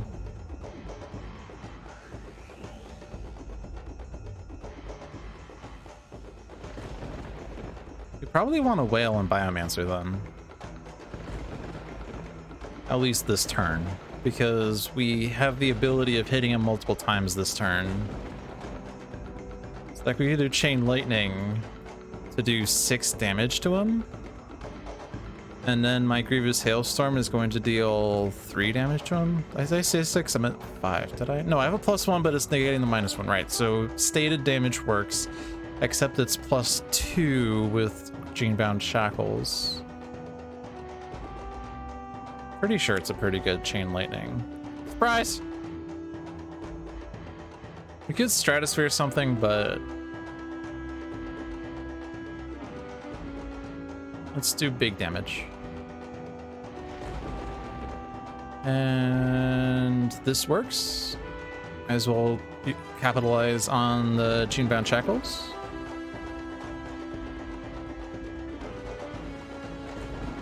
Yeah, that's a lot of damage we're doing.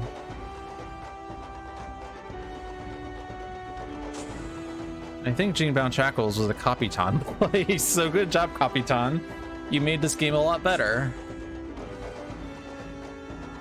Oh, are we gonna actually be able to hit everything with Genebound Shackles? Holy smokes. We're hitting literally everything with Genebound Shackles right now. Literally everything. Also, Operative's being taken out. Which means HP recovery is nerfed. Oh, I guess Homunculus is not going down. But you are considered highest, so that's fine.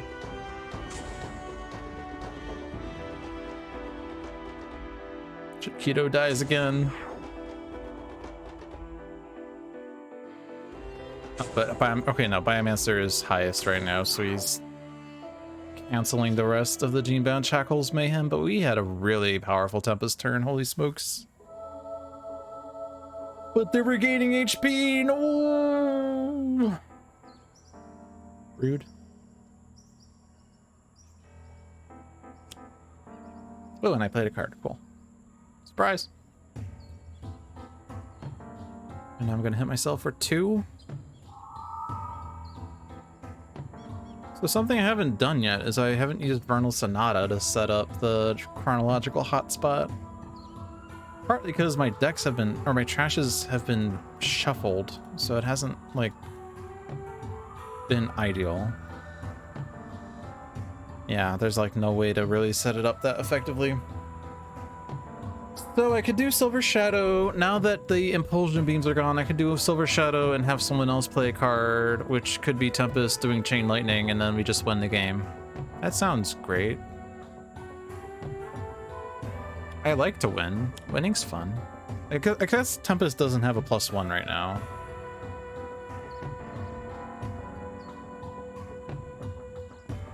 And also we get this going off twice. Is there a reason for Fixer to do something instead? No.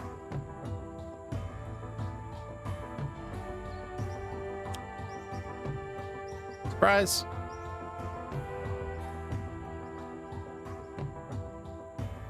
Okay. So even though you still have your -2 for this turn and we lost a +1, it actually is like going through, which is nice. And we take out Baron Blade and we take out Capitan. Nice. So pretty much Biomancer dies.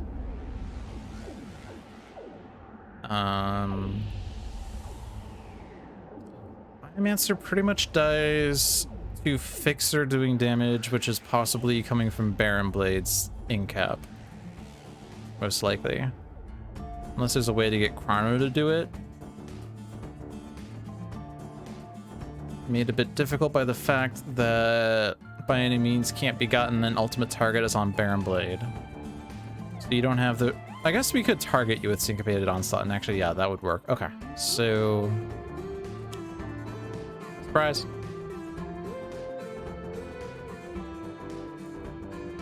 So we do Syncopated on... Chrono. I guess Biomancer goes first, so it's not really, like, going to matter at all. But it's the best I can do here, other than maybe play Vernal Sonata and regain hit points everywhere. I could destroy that Atlantean Throne Room at this point, but it's fine.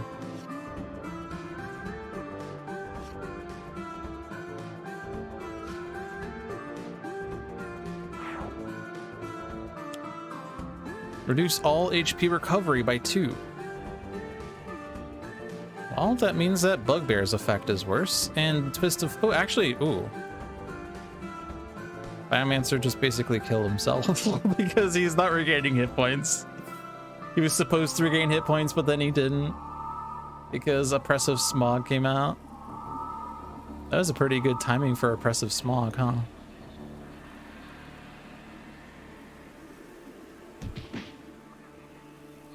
All right. So I am doing 1 irreducible damage right now. Oh, but it's +1 because of Argent. Yeah, so we just win with Masada, basically. Or I do a terrible tech strike. Oh, but this is 0, but then the next one is 2. No, next one is 1. Rude. So I still have to do this. Okay, we won.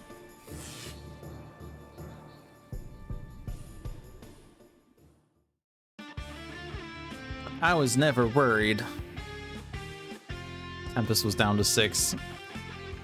But if we had destroyed the Atlantean throne room like as soon as we could have, we probably would have, it would have been a lot tighter, right? Because especially with the surprise shopping trip, we would have taken a lot of damage from that. We probably wouldn't have played as many hero cards with it out, but still, with 5 villain plays, that would have been 5 extra damage to each hero. And also 5 extra damage to all villains, but I don't know. I don't think that was really helping us out more than it was hurting us. Or I don't think the surprise shopping trip would have helped us more than it would have hurt us. All right. Next one. Also, this is the active one-shot titled Suit Up. And a little bit of behind the scenes here. I'm gonna go ahead and pull the curtain on this, but John revealed to the beta testers that he could not win this in advanced. So he wanted it to be advanced, but he couldn't win, so he made it standard. So if you think that one shot is too easy, play it on advanced and get back to us. This is the one shot from 5 years ago. 5 years ago to this day, this was released, and immediately 10 people commented on how terrible it was and impossible to win and all that jazz. How terrible are these one shots that John keeps stacking the decks in the worst ways imaginable. Infernal Affairs. She despised this place. It was unholy, unclean, wrong. She had chosen her teammates only reluctantly. This fight could not be won without aid, and yet to meddle with dark magics was to flirt with the enemy, not to mention the possessed man they call Rye. No, stop, focus. They are not your enemy. The deceiver must be stopped. He is twisting your thoughts. Hold on to your faith. Steel yourself. This one shot requires infernal relics, vengeance, and villains of the multiverse. So it is Apostate versus Fnatic and Scarlet of the Infinite and Night Mist and Southwest Sentinels in the Court of Blood. Cool. Lots of infernal damage happening here. Actually, this is infernal. This is infernal. You have infernal. You do not have infernal. Fnatic does not have infernal because, fun fact, infernal damage did not technically... Well, it existed, but it was not stated explicitly on any base card, right? You could select it as a damage type with, like next evolution, you could reduce infernal damage dealt to Legacy by 1, or with Twist the Ether, you could select infernal damage as your type of damage. Or if you really want to be cool, you could say pants damage, but that's like an old joke from what was then Sentinels Live. But no one will remember that joke. It is too old. I think technically it's not a Sentinels Live joke, more like a Greater Than Games joke that carried over to Sentinels Live. But anyway, I was not really a part of that at the time, but I saw it and I laughed at it and I remembered it. You and I, we are the same. Join in my crusade of truth, my child. Your lies cannot save you from your preordained and foul one.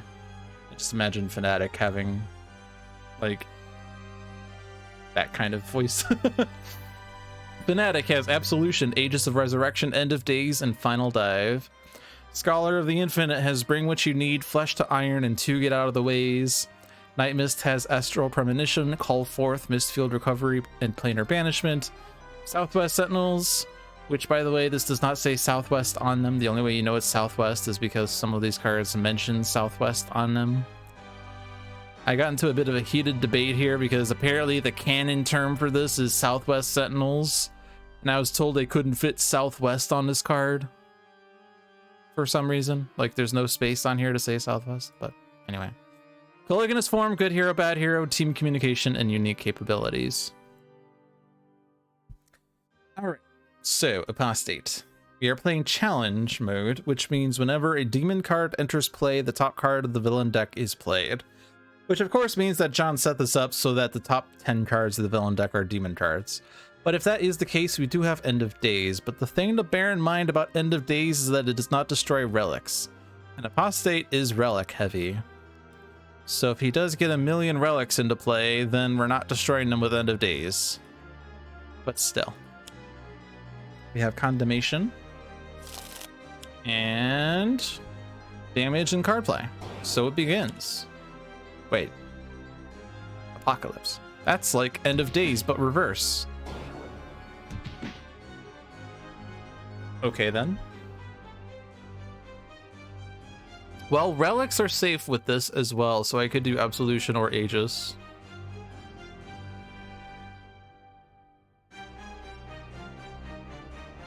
They're not safe to Imp Pilferer, though.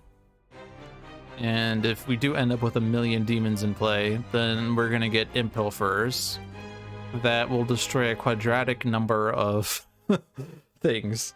If we get 3 Imp Pilferers, they're destroying 9 cards. Is that a reason to not play Absolution here? We could already hit Apostate for 4 with base damage because Nemesis. And obviously, like, no one else is going to play setup cards. We could play Team Communication on Sentinels. It's totally fine to do that one. We could play Call Forth here if we have something to discard for it. We could discard a 3. It's not the best. You don't really have anything to do.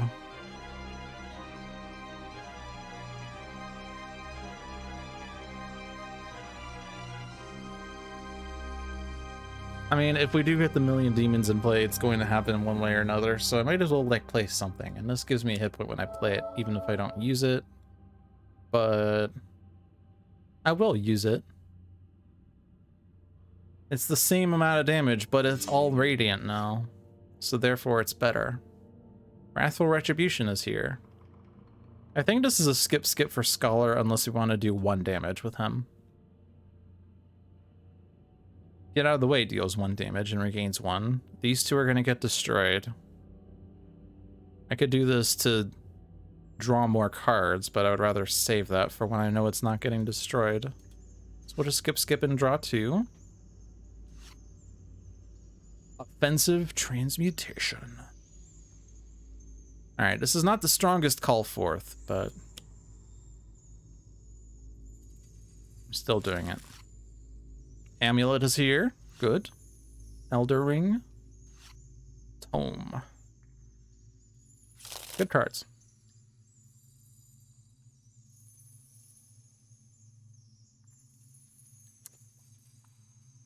I kind of like the Tome. I kind of have, like, from what I hear of John, he and I have kind of different beliefs with the Tome here.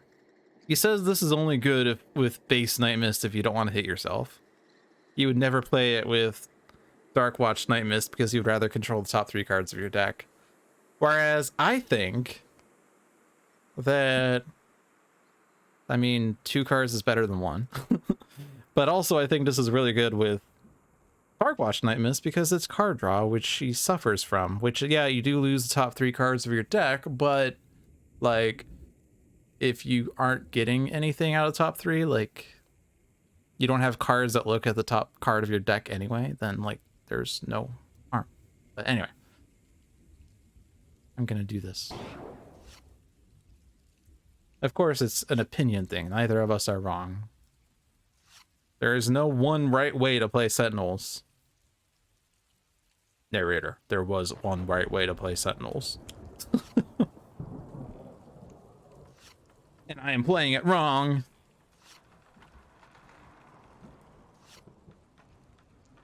Hank Raid agrees with me. Yay. Also, hi, Hank Raid. I think that, like, stacking the deck is, of course, very important if you want to set up a very powerful Oblivion on the next turn, right?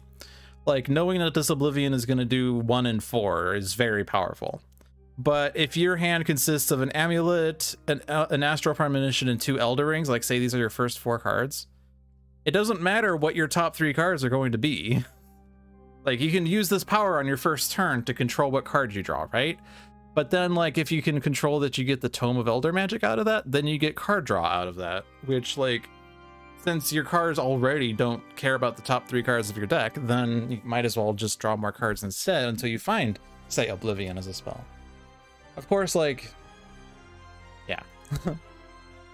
Plus, card draw is really strong in general. Like, Night Mist cares about it a lot because you would like to have cards to discard for the Amulet. Arguably, Dark Watch Night Mist doesn't want the Amulet as much, but hey, you have it then? I don't know. It comes down basically to what is in your hand, right? So there's, like, games where you do want to always control the top 3 of your deck, and then there's games where you want more cards. So, is your thing a relic? No. Your Durasteel Chains is not a relic, and that's offensive. So, like, Caliginous Form is dying to Apocalypse, Hippocratic Oath is dying to Apocalypse, and the signatures that you would take die to the Apocalypse as well. And since you've already played a card, you might as well play something else. I think we save the Blackout for when there's AoE to do. We don't need to heal, and this is sort of AoE, but I mean, might as well use it. I'm not too fussed about saving it because I have other things I want to play anyway. So, one target regains hit points or global block. I'm gonna go with global block, I think, or do I just want to do damage? It's not too likely the Sentinels get hit by Apostate unless they play a number of things. This deals each hero target damage. Yeah, so that could go out. This won't hit the Sentinels just yet. The demons, there's only one that damages and it's to the highest, right? Yeah. And then the Court of Blood does various things. This is start of turn damage. Here with the highest. Condemnation is the lowest.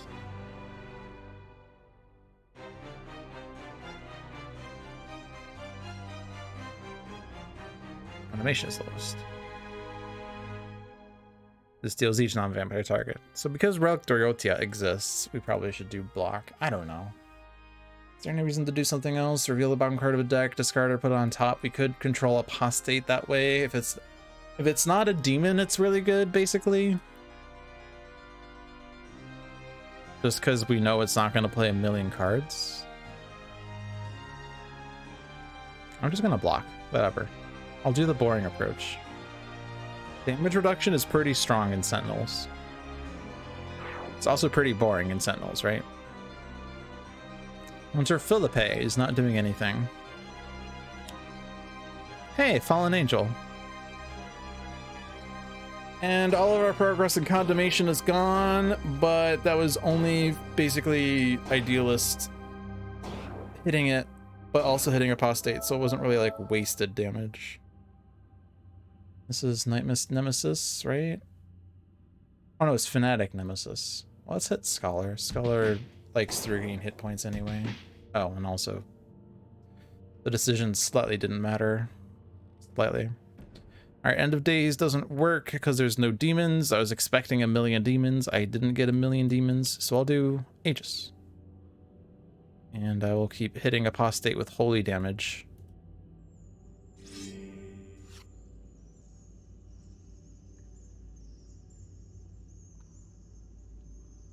I mean, stopping Apostate from dealing damage is pretty, like, legit. Currently, he's hitting a Fanatic anyway. Although Fanatic would like to get that Wrathful Retribution off.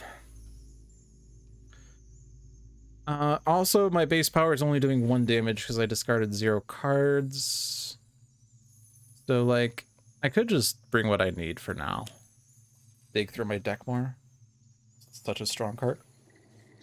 Don't dismiss anything as in my hand. I have a Fleshed Iron in my hand, so maybe I take the Solid to Liquid. I don't really use it that much, but I don't know. The other thing is that Fleshed Iron on the bottom of the deck means that it could be, someday it could be gotten with Keep Moving instead, so I don't have to, like, waste a card play on it, basically. Okay, do I go for the Amulet now? Sure. And might as well do this. I mean, it's not that much damage, but I also have cards that I don't anticipate using that much.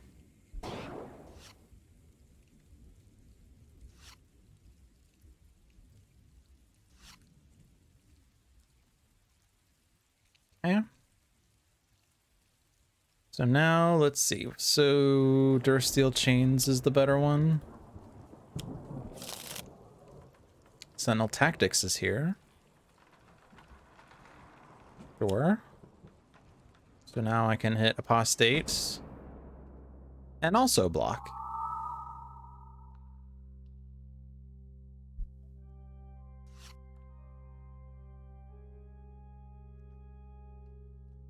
Court of Blood has decided to take out Infecting an Air. And Pilfer is destroying stuff. Awesome. Also, yeah. So, Periapt of Woe. Tome of the Ennoble. Corrupted Effigy. Tome with the other thing is really bad. We can redirect this, and unfortunately it doesn't stop the effigy. We could take out the tome. Whenever a player draws a hero card.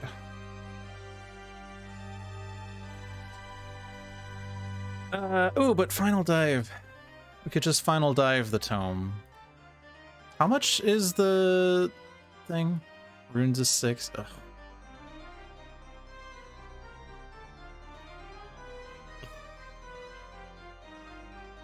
Okay, well, I definitely do this, because, like, you have a +1, so it's just 4 damage, and that's a lot of damage.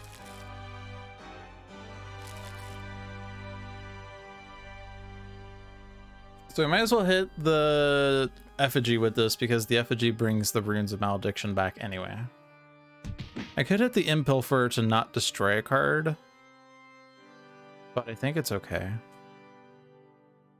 Like, Absolution could be destroyed because, like, I don't have one in my hand, but I could just do the base power on Apostate, and it's basically equivalent to anything else. The issue is that, like, in order to take out the Runes of Malediction, not the runes, the, oh yeah, it is the runes, right? Yeah, the Runes of Malediction, I need a big amount of damage, and we don't really have that. Other than maybe with this, but this is only going to do 1 damage to it anyway. So I guess with Periapt, it's... my base power isn't quite doing enough. I definitely Final Dive the Tome, so I can draw cards. Do 1 damage to that.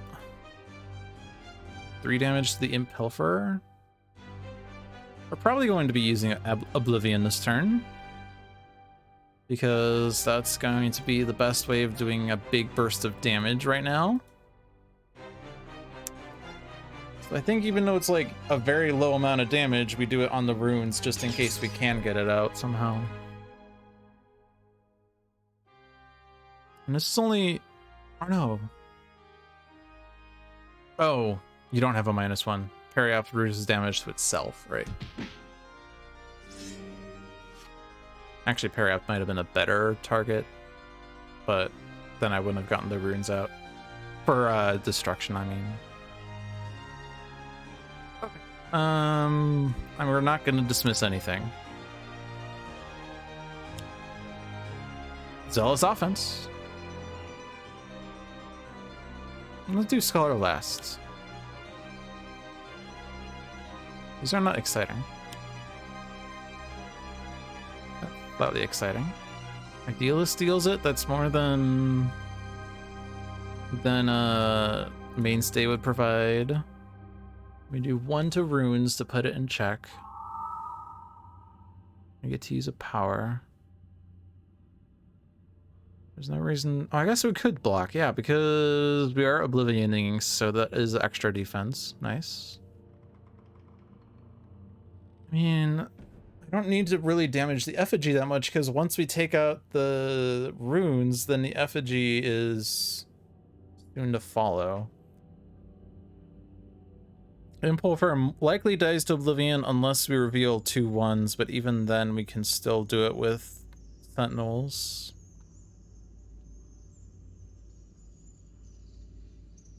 There's not really that many targets I can hit though, so definitely apostate. And then probably just corrupted effigy, honestly, over Impulfer. Scholar, please. No one hold fast. My turn is over.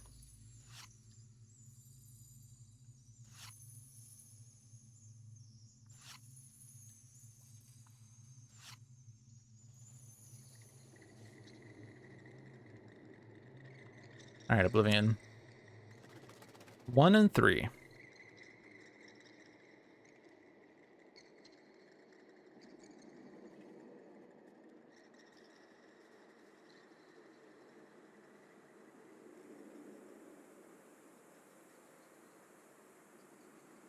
I am slightly wondering whether I do the 3 so I can redirect with Night Mist. Unfortunately, it's not enough to take out the Runes of Malediction. Because that's -2 to itself, so it's going to be a total of 2 damage we can hit it for. And that's not enough to take out the runes.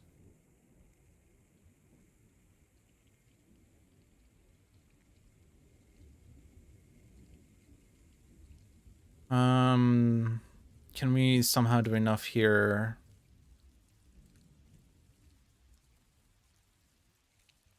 Then deals each non-hero target 2 infernal damage. You have a +1 by parry up, so would be 3, but -2 is still 1, so it's not enough to take out the runes at that point.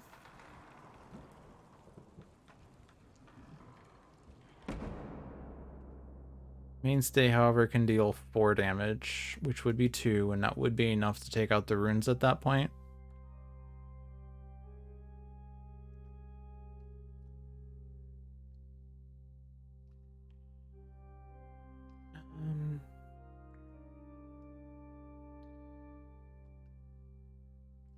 Yeah, and there's no vampire out yet, but we do want to make sure that this is hitting something. But most likely it's hitting Condemnation, except we might be hitting Sentinels for a bit. But we're hitting them for only 1 because of their -2 right now. So I think I do the 3 to all.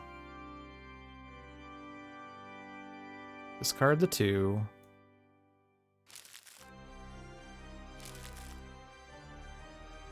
Redirect it here. And then everyone else takes their state of damage. Well, except for the relics, of course.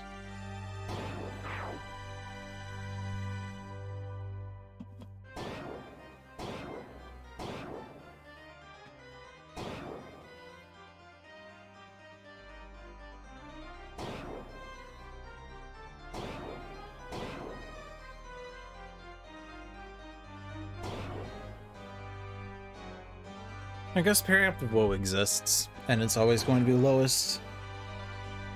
It's really hard to hit. Do you have another thing? We do not. I am slightly tempted to use Astral Premonition here. It costs a card. But it allows us to control this just in case there's like 2 Impulfers on top or a Relic Spirit on top. Relic Spirit means End of Days is kind of impossible to play, isn't it? Maybe I'm not really worried about these as much. It's just double Impulfer would be bad because we're destroying 4 cards that way. We don't really have that many in play, but I also lost a lot of cards, so I'm gonna just draw more.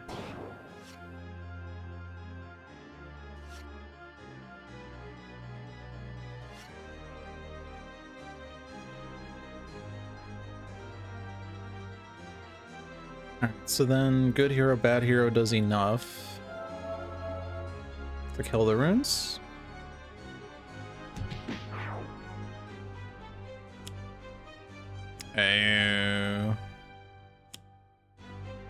Okay, hold on. Hold on.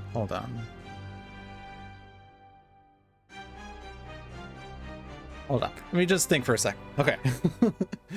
I'm not getting Min right now. Yeah, so you put demons into play, right? And we did destroy one, but we destroyed it with freaking... Yeah. So we can't really prevent that because the Oblivion was always destroying the Impulfer, regardless of who we did damage to all.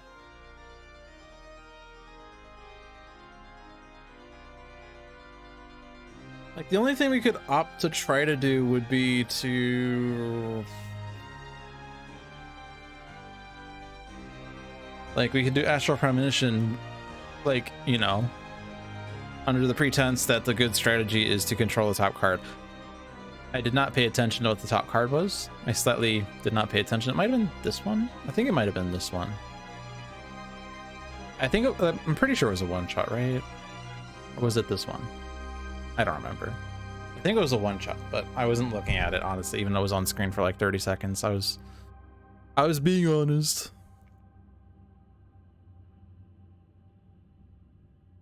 Oh no, it was the one that... Or no, right, no. I'm not really worried about the one-shot. I'm worried about the demon.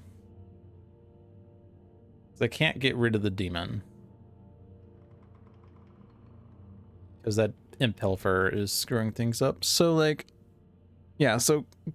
Controlling the top card played doesn't really work. We could just leave the runes out. It's not doing anything right now.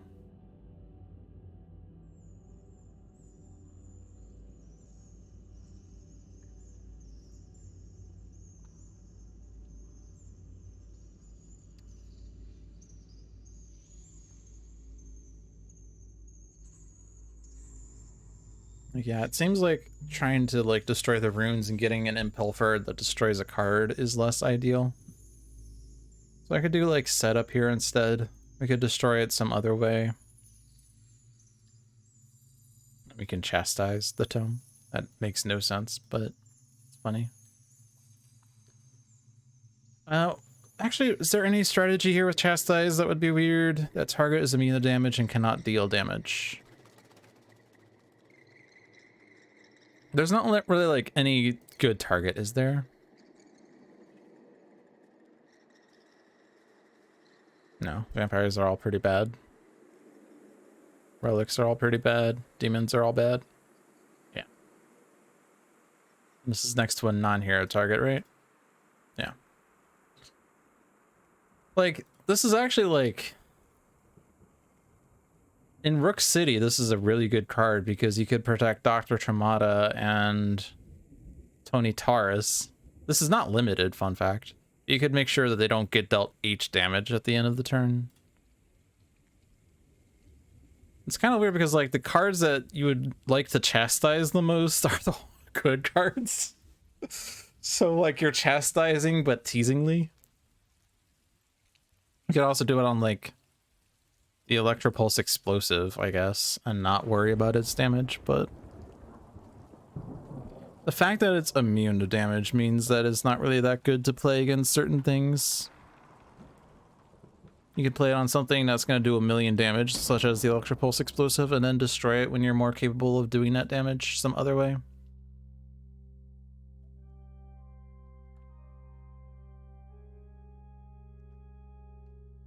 I think I'll just do Coligonous Form. And then we do Sentinel Tactics stuff.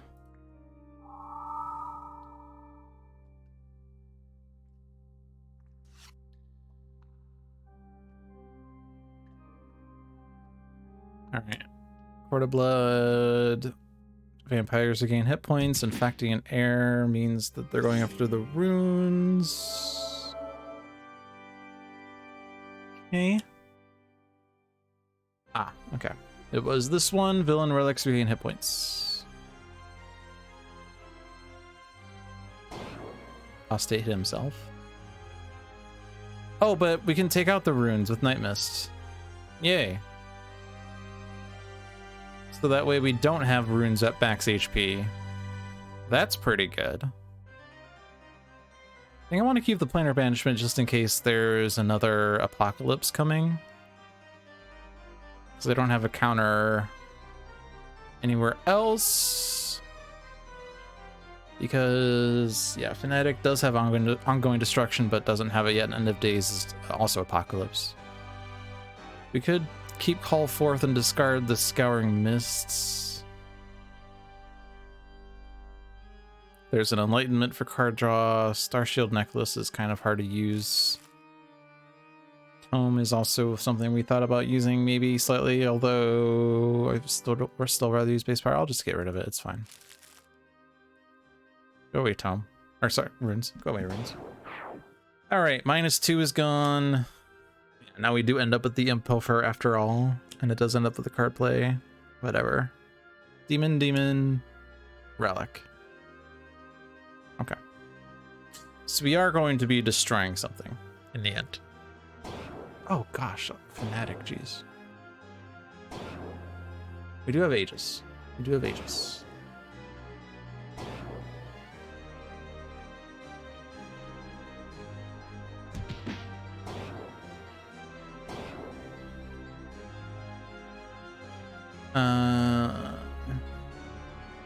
You do have the block. You don't have your block. You probably want to get your Flesh to Iron out now. You have a million cards in your hand.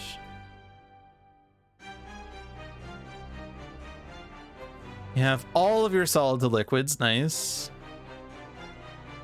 I'm probably going to keep moving for Mortal Form the energy and then play Flesh to Iron, or do I do... Oh.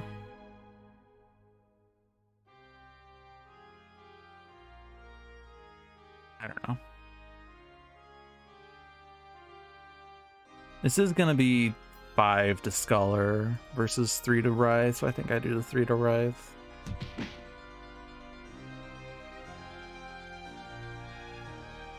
I think we take out Astral Premonition.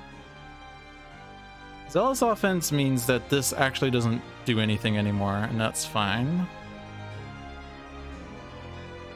None of the others deal damage right now.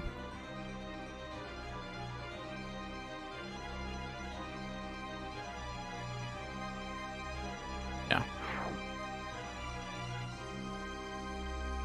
I almost used it, and then I changed my mind. So you are most likely going after a demon with Infecting an Air.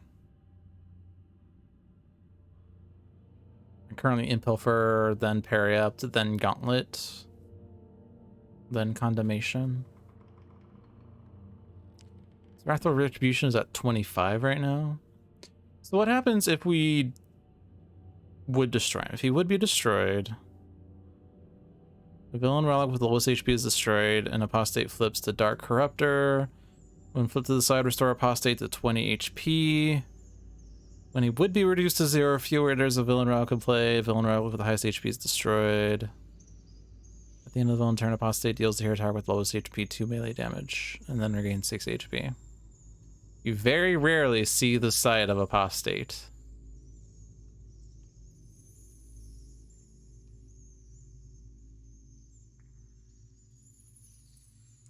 The big problem is that Periapt still has a -2.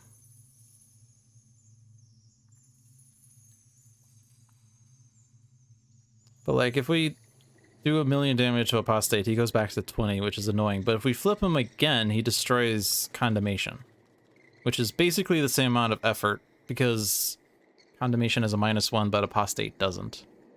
Unless he regains the 6 HP, and then it's slightly, like, worse.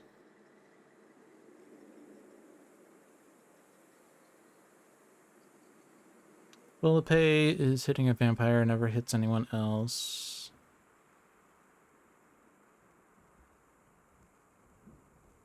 I think I let Matron Erzi do the damage. Yeah, it's very difficult because most people play Apostate by destroying every relic and then taking out Apostate. But there are reasons to not do that. The number one reason being that, like, the Runes of Malediction are in play and you can't get past the -2. So one way of getting past it would be to destroy Apostate until he destroys the runes himself. The reason I'm thinking about this is because I'm definitely doing Wrathful Retribution here. And I have to discard my hand. Because I'm not waiting on this, because I could accidentally die before. I still want to, like, do this base power on Apostate. Like, I'm never going to say no to 4 damage to Apostate versus 2 damage to a Relic.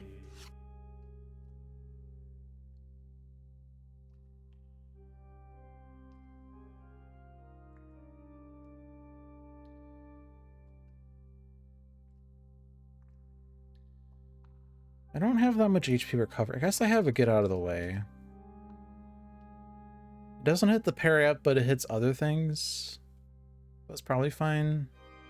Get a Mortal Form to energy here. I'm definitely playing Flesh to Iron after that. If I discarded cards, no, but I'm not dealing myself damage anymore. But I might as well just do this still because reasons. Take to keep moving. I mean, this does combo with my innate, so sure.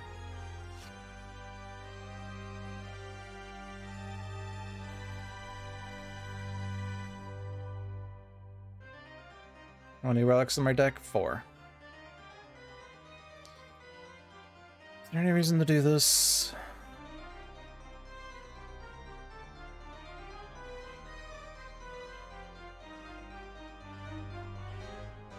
Very likely that we're doing black. If Writhe deals damage this way, then you deal each on your target. Yeah, Apostate's going to be down to 1. But that kills the Impilferer. Which is the good thing. And it whittles these guys down. Yeah, I'm... We might be seeing flipped Apostate.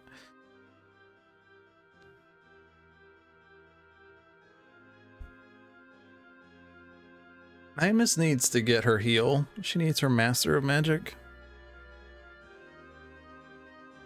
Let's get the Call Forth out, because it will get rid of all the other relics in my deck, meaning that it's easier to get to my Master of Magic.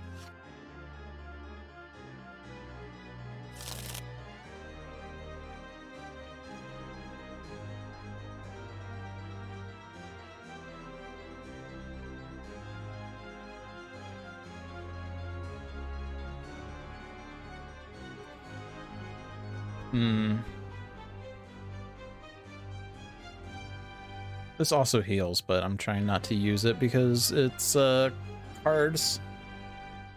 Because it's cards.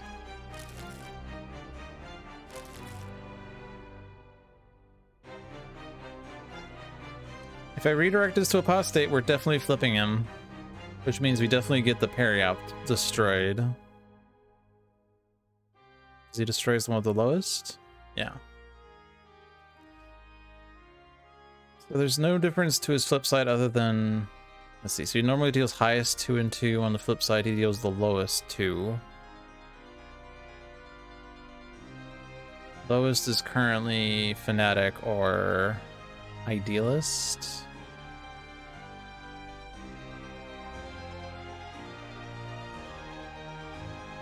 And then the Gauntlet goes off as well. But you don't have a +1 if this is gone. So it's really just 1 to Idealist with block. And then you regain to 6, but like I just don't want to hit this. And then, like, I guess Infecting Air is gonna go after Apostate anyway. if I don't take it out. Otherwise, it's going after the gauntlet, which actually we would be able to take out the gauntlet, I think. It's getting hit for 3. This hits it for 2. Yeah, so the gauntlet will be gone, so it's just condemnation left, which means that we could then like destroy apostate, which destroys condemnation. And on the flip side, when he would be reduced to 0 or fewer, then he destroys the lowest and then flips. Which is funny because like he doesn't actually heal on the when he flips that way. It's kind of funny. So I'm gonna do this. And we have to be mindful of the order of operations.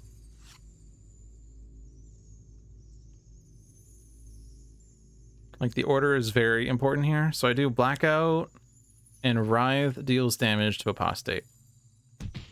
So now I do a power. I'm going to do block first. I'm not going to use idealist power because I want to do that after we flip apostate, but we don't want to flip apostate first because we need the +1 from Periapt. So we take out the Impilfer for sure. We hit Gauntlet of Perdition for a lot. And we might as well hit Matron Erzi to keep her in check. Might as well hit Condemnation, although it's probably just going to get destroyed by apostate. And this Relic Spirit we don't want to hit for more. Hunter Philippe might as well stay. So now we can hit apostate. Apostate flips, which just raised the Gauntlet of Perdition. Oh. Because that was lowest. And this is... Okay, we don't want that one destroyed. Okay, so... I was thinking I wanted to do more damage to the Gauntlet with the +1, but... I forgot that that changes the target. So we've lost Mint already, so it doesn't matter. But we don't hit you now. We don't hit you. We hit you. We hit Matron Erzi. And we hit Condemnation. And then we hit Apostate.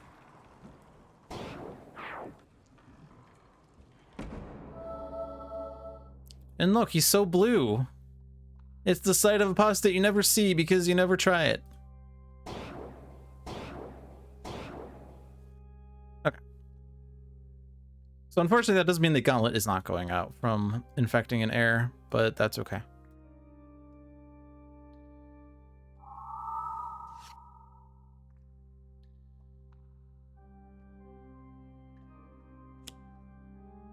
Deal the hero with the highest. That's Skull. Who takes 0.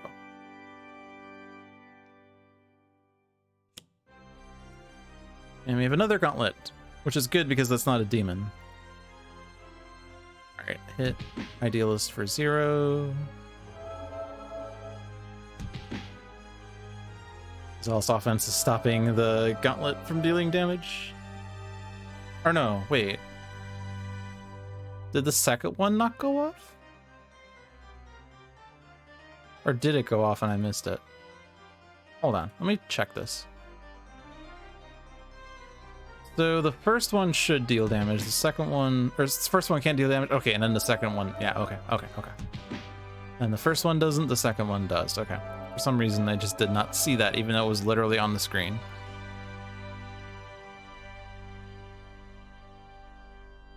Okay. So the relics we can take out very easily. So we stop Bathory from dealing damage. Might as well also stop Erzi from dealing damage because infecting an air might be hitting us soon. We could Divine Sacrifice and hit relics because most likely these relics are dying anyway. I don't think we want to redirect apostate's damage.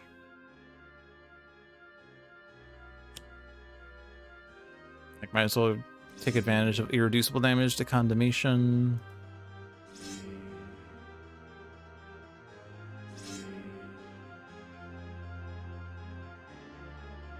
Might as well take advantage of Nemesis here. I didn't want to have apostate damage redirect, but I will hit you with the base power for sure.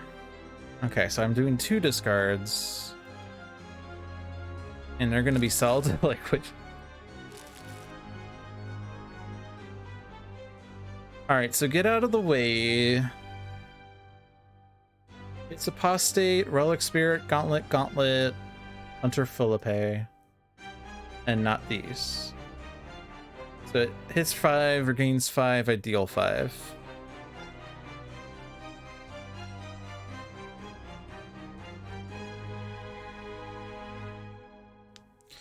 Or I know when to turn loose. There are 10 other cards. Know when to turn loose, one shot's Condemnation, and then I can do this power, but that almost kills me.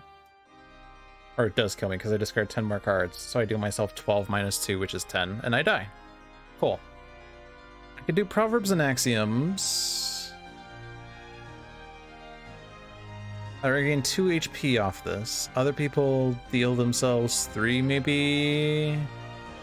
Imus can deal herself 3 and then take 2 and draw 2. Take 2 to deal 3, basically. Yeah. Sentinels, like, mainstay uses block and then the other ones can do their stuff, maybe? Or the other ones can heal? Because this is what, 3 damage? So if mainstay blocks first, I mean, with Durasteel Chains, he only takes 1. And then Sentinel Tactics means we can use a power, so Idealist can regain 3 and also use a power, basically. I don't know. Oh, I guess I have to keep moving. So I keep moving for Mortal Form first.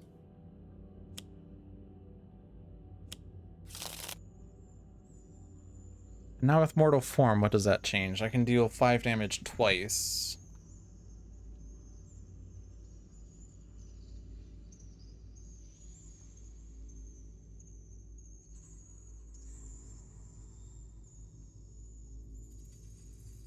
I think the plan is to just have Apostate kill Condemnation, is what I'm feeling.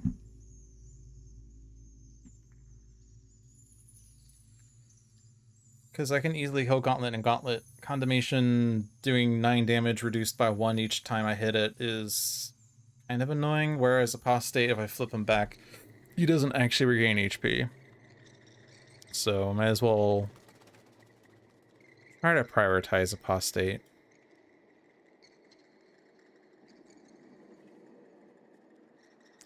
I do this, I regain 2 HP, so I do 2 damage twice, and then other people can do stuff, but that seems like it's less effects. Like, it seems like it's less stuff, so I'm just gonna do this.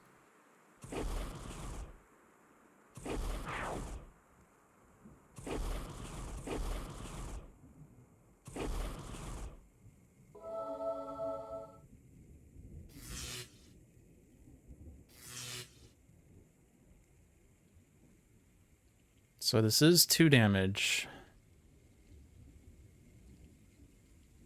Or 3 damage, yeah, because it's plus 1 did. So I could just one-shot the Gauntlet. Is there any other, like, AoE stuff that we want to do? Like, Dark Delusions is AoE? Yeah. As long as it does 3 to something, which it doesn't actually. Which this one would. This one would. Okay, so that one does the 3 we need. So we do the 3 to Apostate here. And then probably win. Maybe. Maybe.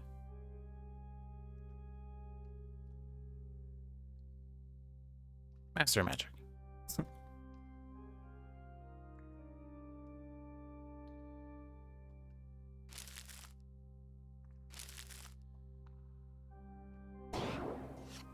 Maybe I shouldn't have stopped these guys from dealing damage, because infecting an air could kill Apostate for us.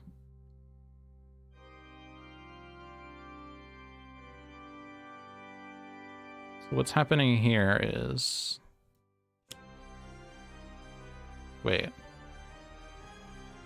Well, that doesn't actually do 3. It's not the card I thought it was. In which case, I don't play that one. I play this one.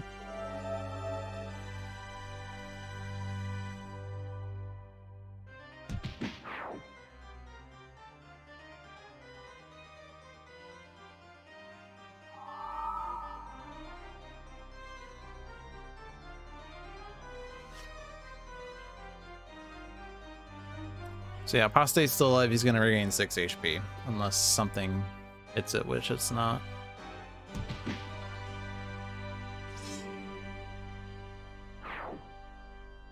No, it is.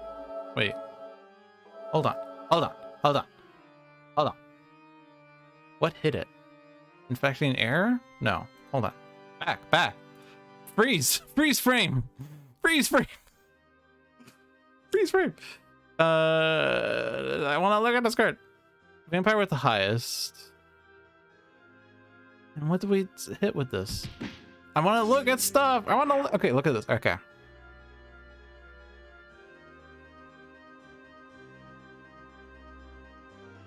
Bathory and Airzy cannot deal damage.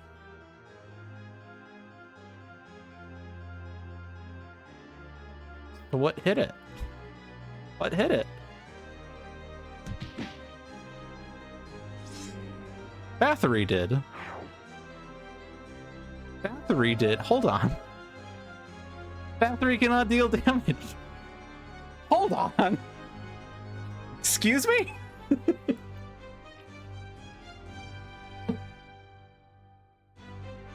Is there like an order of operations here where like the game thinks Apostate's being reduced to 0 before we've considered that Bathory can't deal damage?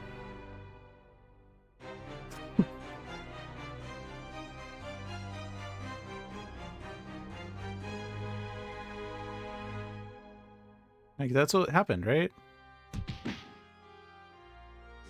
And then infecting an air is doing this, but yeah. Should I report this bug, John? Is it a bug? Rules are a suggestion than actual rules.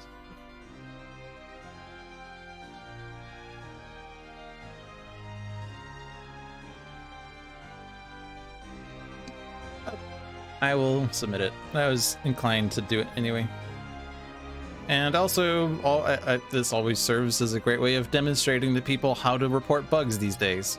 So when you are playing a game and you hit help and feedback and it pulls this up and you're like, I don't know how to report a bug anymore. The first thing you do is you go to Discord and you complain about how you can't report bugs anymore. The second thing you do is you hit the chat button. The previous bug I submitted has been reported as a bug. Yay. I will start a new conversation. They'll ask, how can we help you? And I will say, Bathory was not allowed to deal damage per Zealous offense, but still dealt damage to Apostate with infecting an air. Technically, the damage was prevented due to Apostate. But still, I should have been able to choose the order, or otherwise the damage wouldn't have happened. IDK. Yeah. So I say that, I hit the send button, and then Handelabra support says, let's see if these articles help. And they say, why is the game asking me which card should take effect first? Here, a target is being dealt damage, but it's at negative HP, shouldn't it be destroyed? Why doesn't the game just automatically choose the order that makes Legacy lose the fewest HP? Isn't that always what you want? No! I need to talk to someone. And then, now that I've sent it in, they will get back to me in 24 to 48 hours. Although I don't really check this within 24 to 48 hours. But that's how you submit a bug now. You describe what happened, and then say you need to talk to someone. And basically what happens is that they're submitting my save file to Handelabra, like you would normally when you submit a beta feedback, like you see John or I doing on Spirit Island Saturdays, or John doing on Handelabra Live. I'm playing the public version of the game because that's where my one-shot storage is. If I play beta, then I'm on the beta branch, and that has different one-shot histories. While Bathory, you still should not deal damage. I refuse to let you deal damage. We're back on front Apostate, and notice he's at 2 HP. He didn't actually heal because Bathory killed him before he could do the 6 HP heal. I'm flipping to this side, he doesn't heal. So, we win.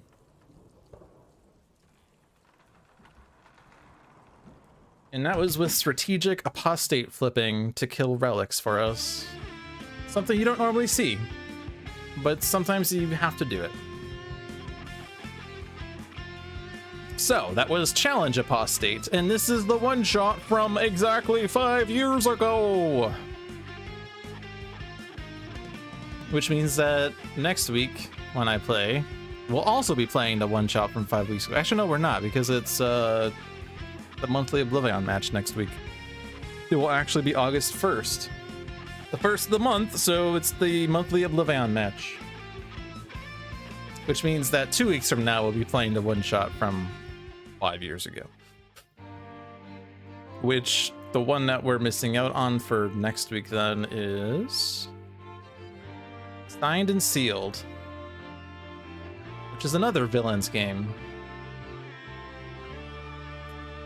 Cool. Alrighty, so I don't know if this is on the screen here. I don't know if it's a news item that appears here or will appear once. Might as well talk here, I guess, since, well, this is relevant. Thank you for watching, everyone. I hope you enjoyed your stay. Check out the other streams we have on this channel. Every Tuesday at 7 p.m. is Handelabra Live with John. Every Friday at 4 p.m. is Luck of the Seamus with Seamus the Hug Monster. Every Saturday at 2 p.m. is Spirit Island Saturdays with usually myself, usually John, and usually Seamus. Tales from the Archive is on hiatus because another letdown has taken on childbearing duties because he has a daughter now. So keep him in mind. There we go. Yeah, the one I'm looking for, although I'm sure it's not a news item yet because it's not officially started, but there is the Kickstarter for Sentinels of Earth Prime. Yeah. Sentinels of Earth Prime is going to be starting the Kickstarter on Thursday, from what I believe. July 28th. Yep, that's Thursday. So, I could just click this link here.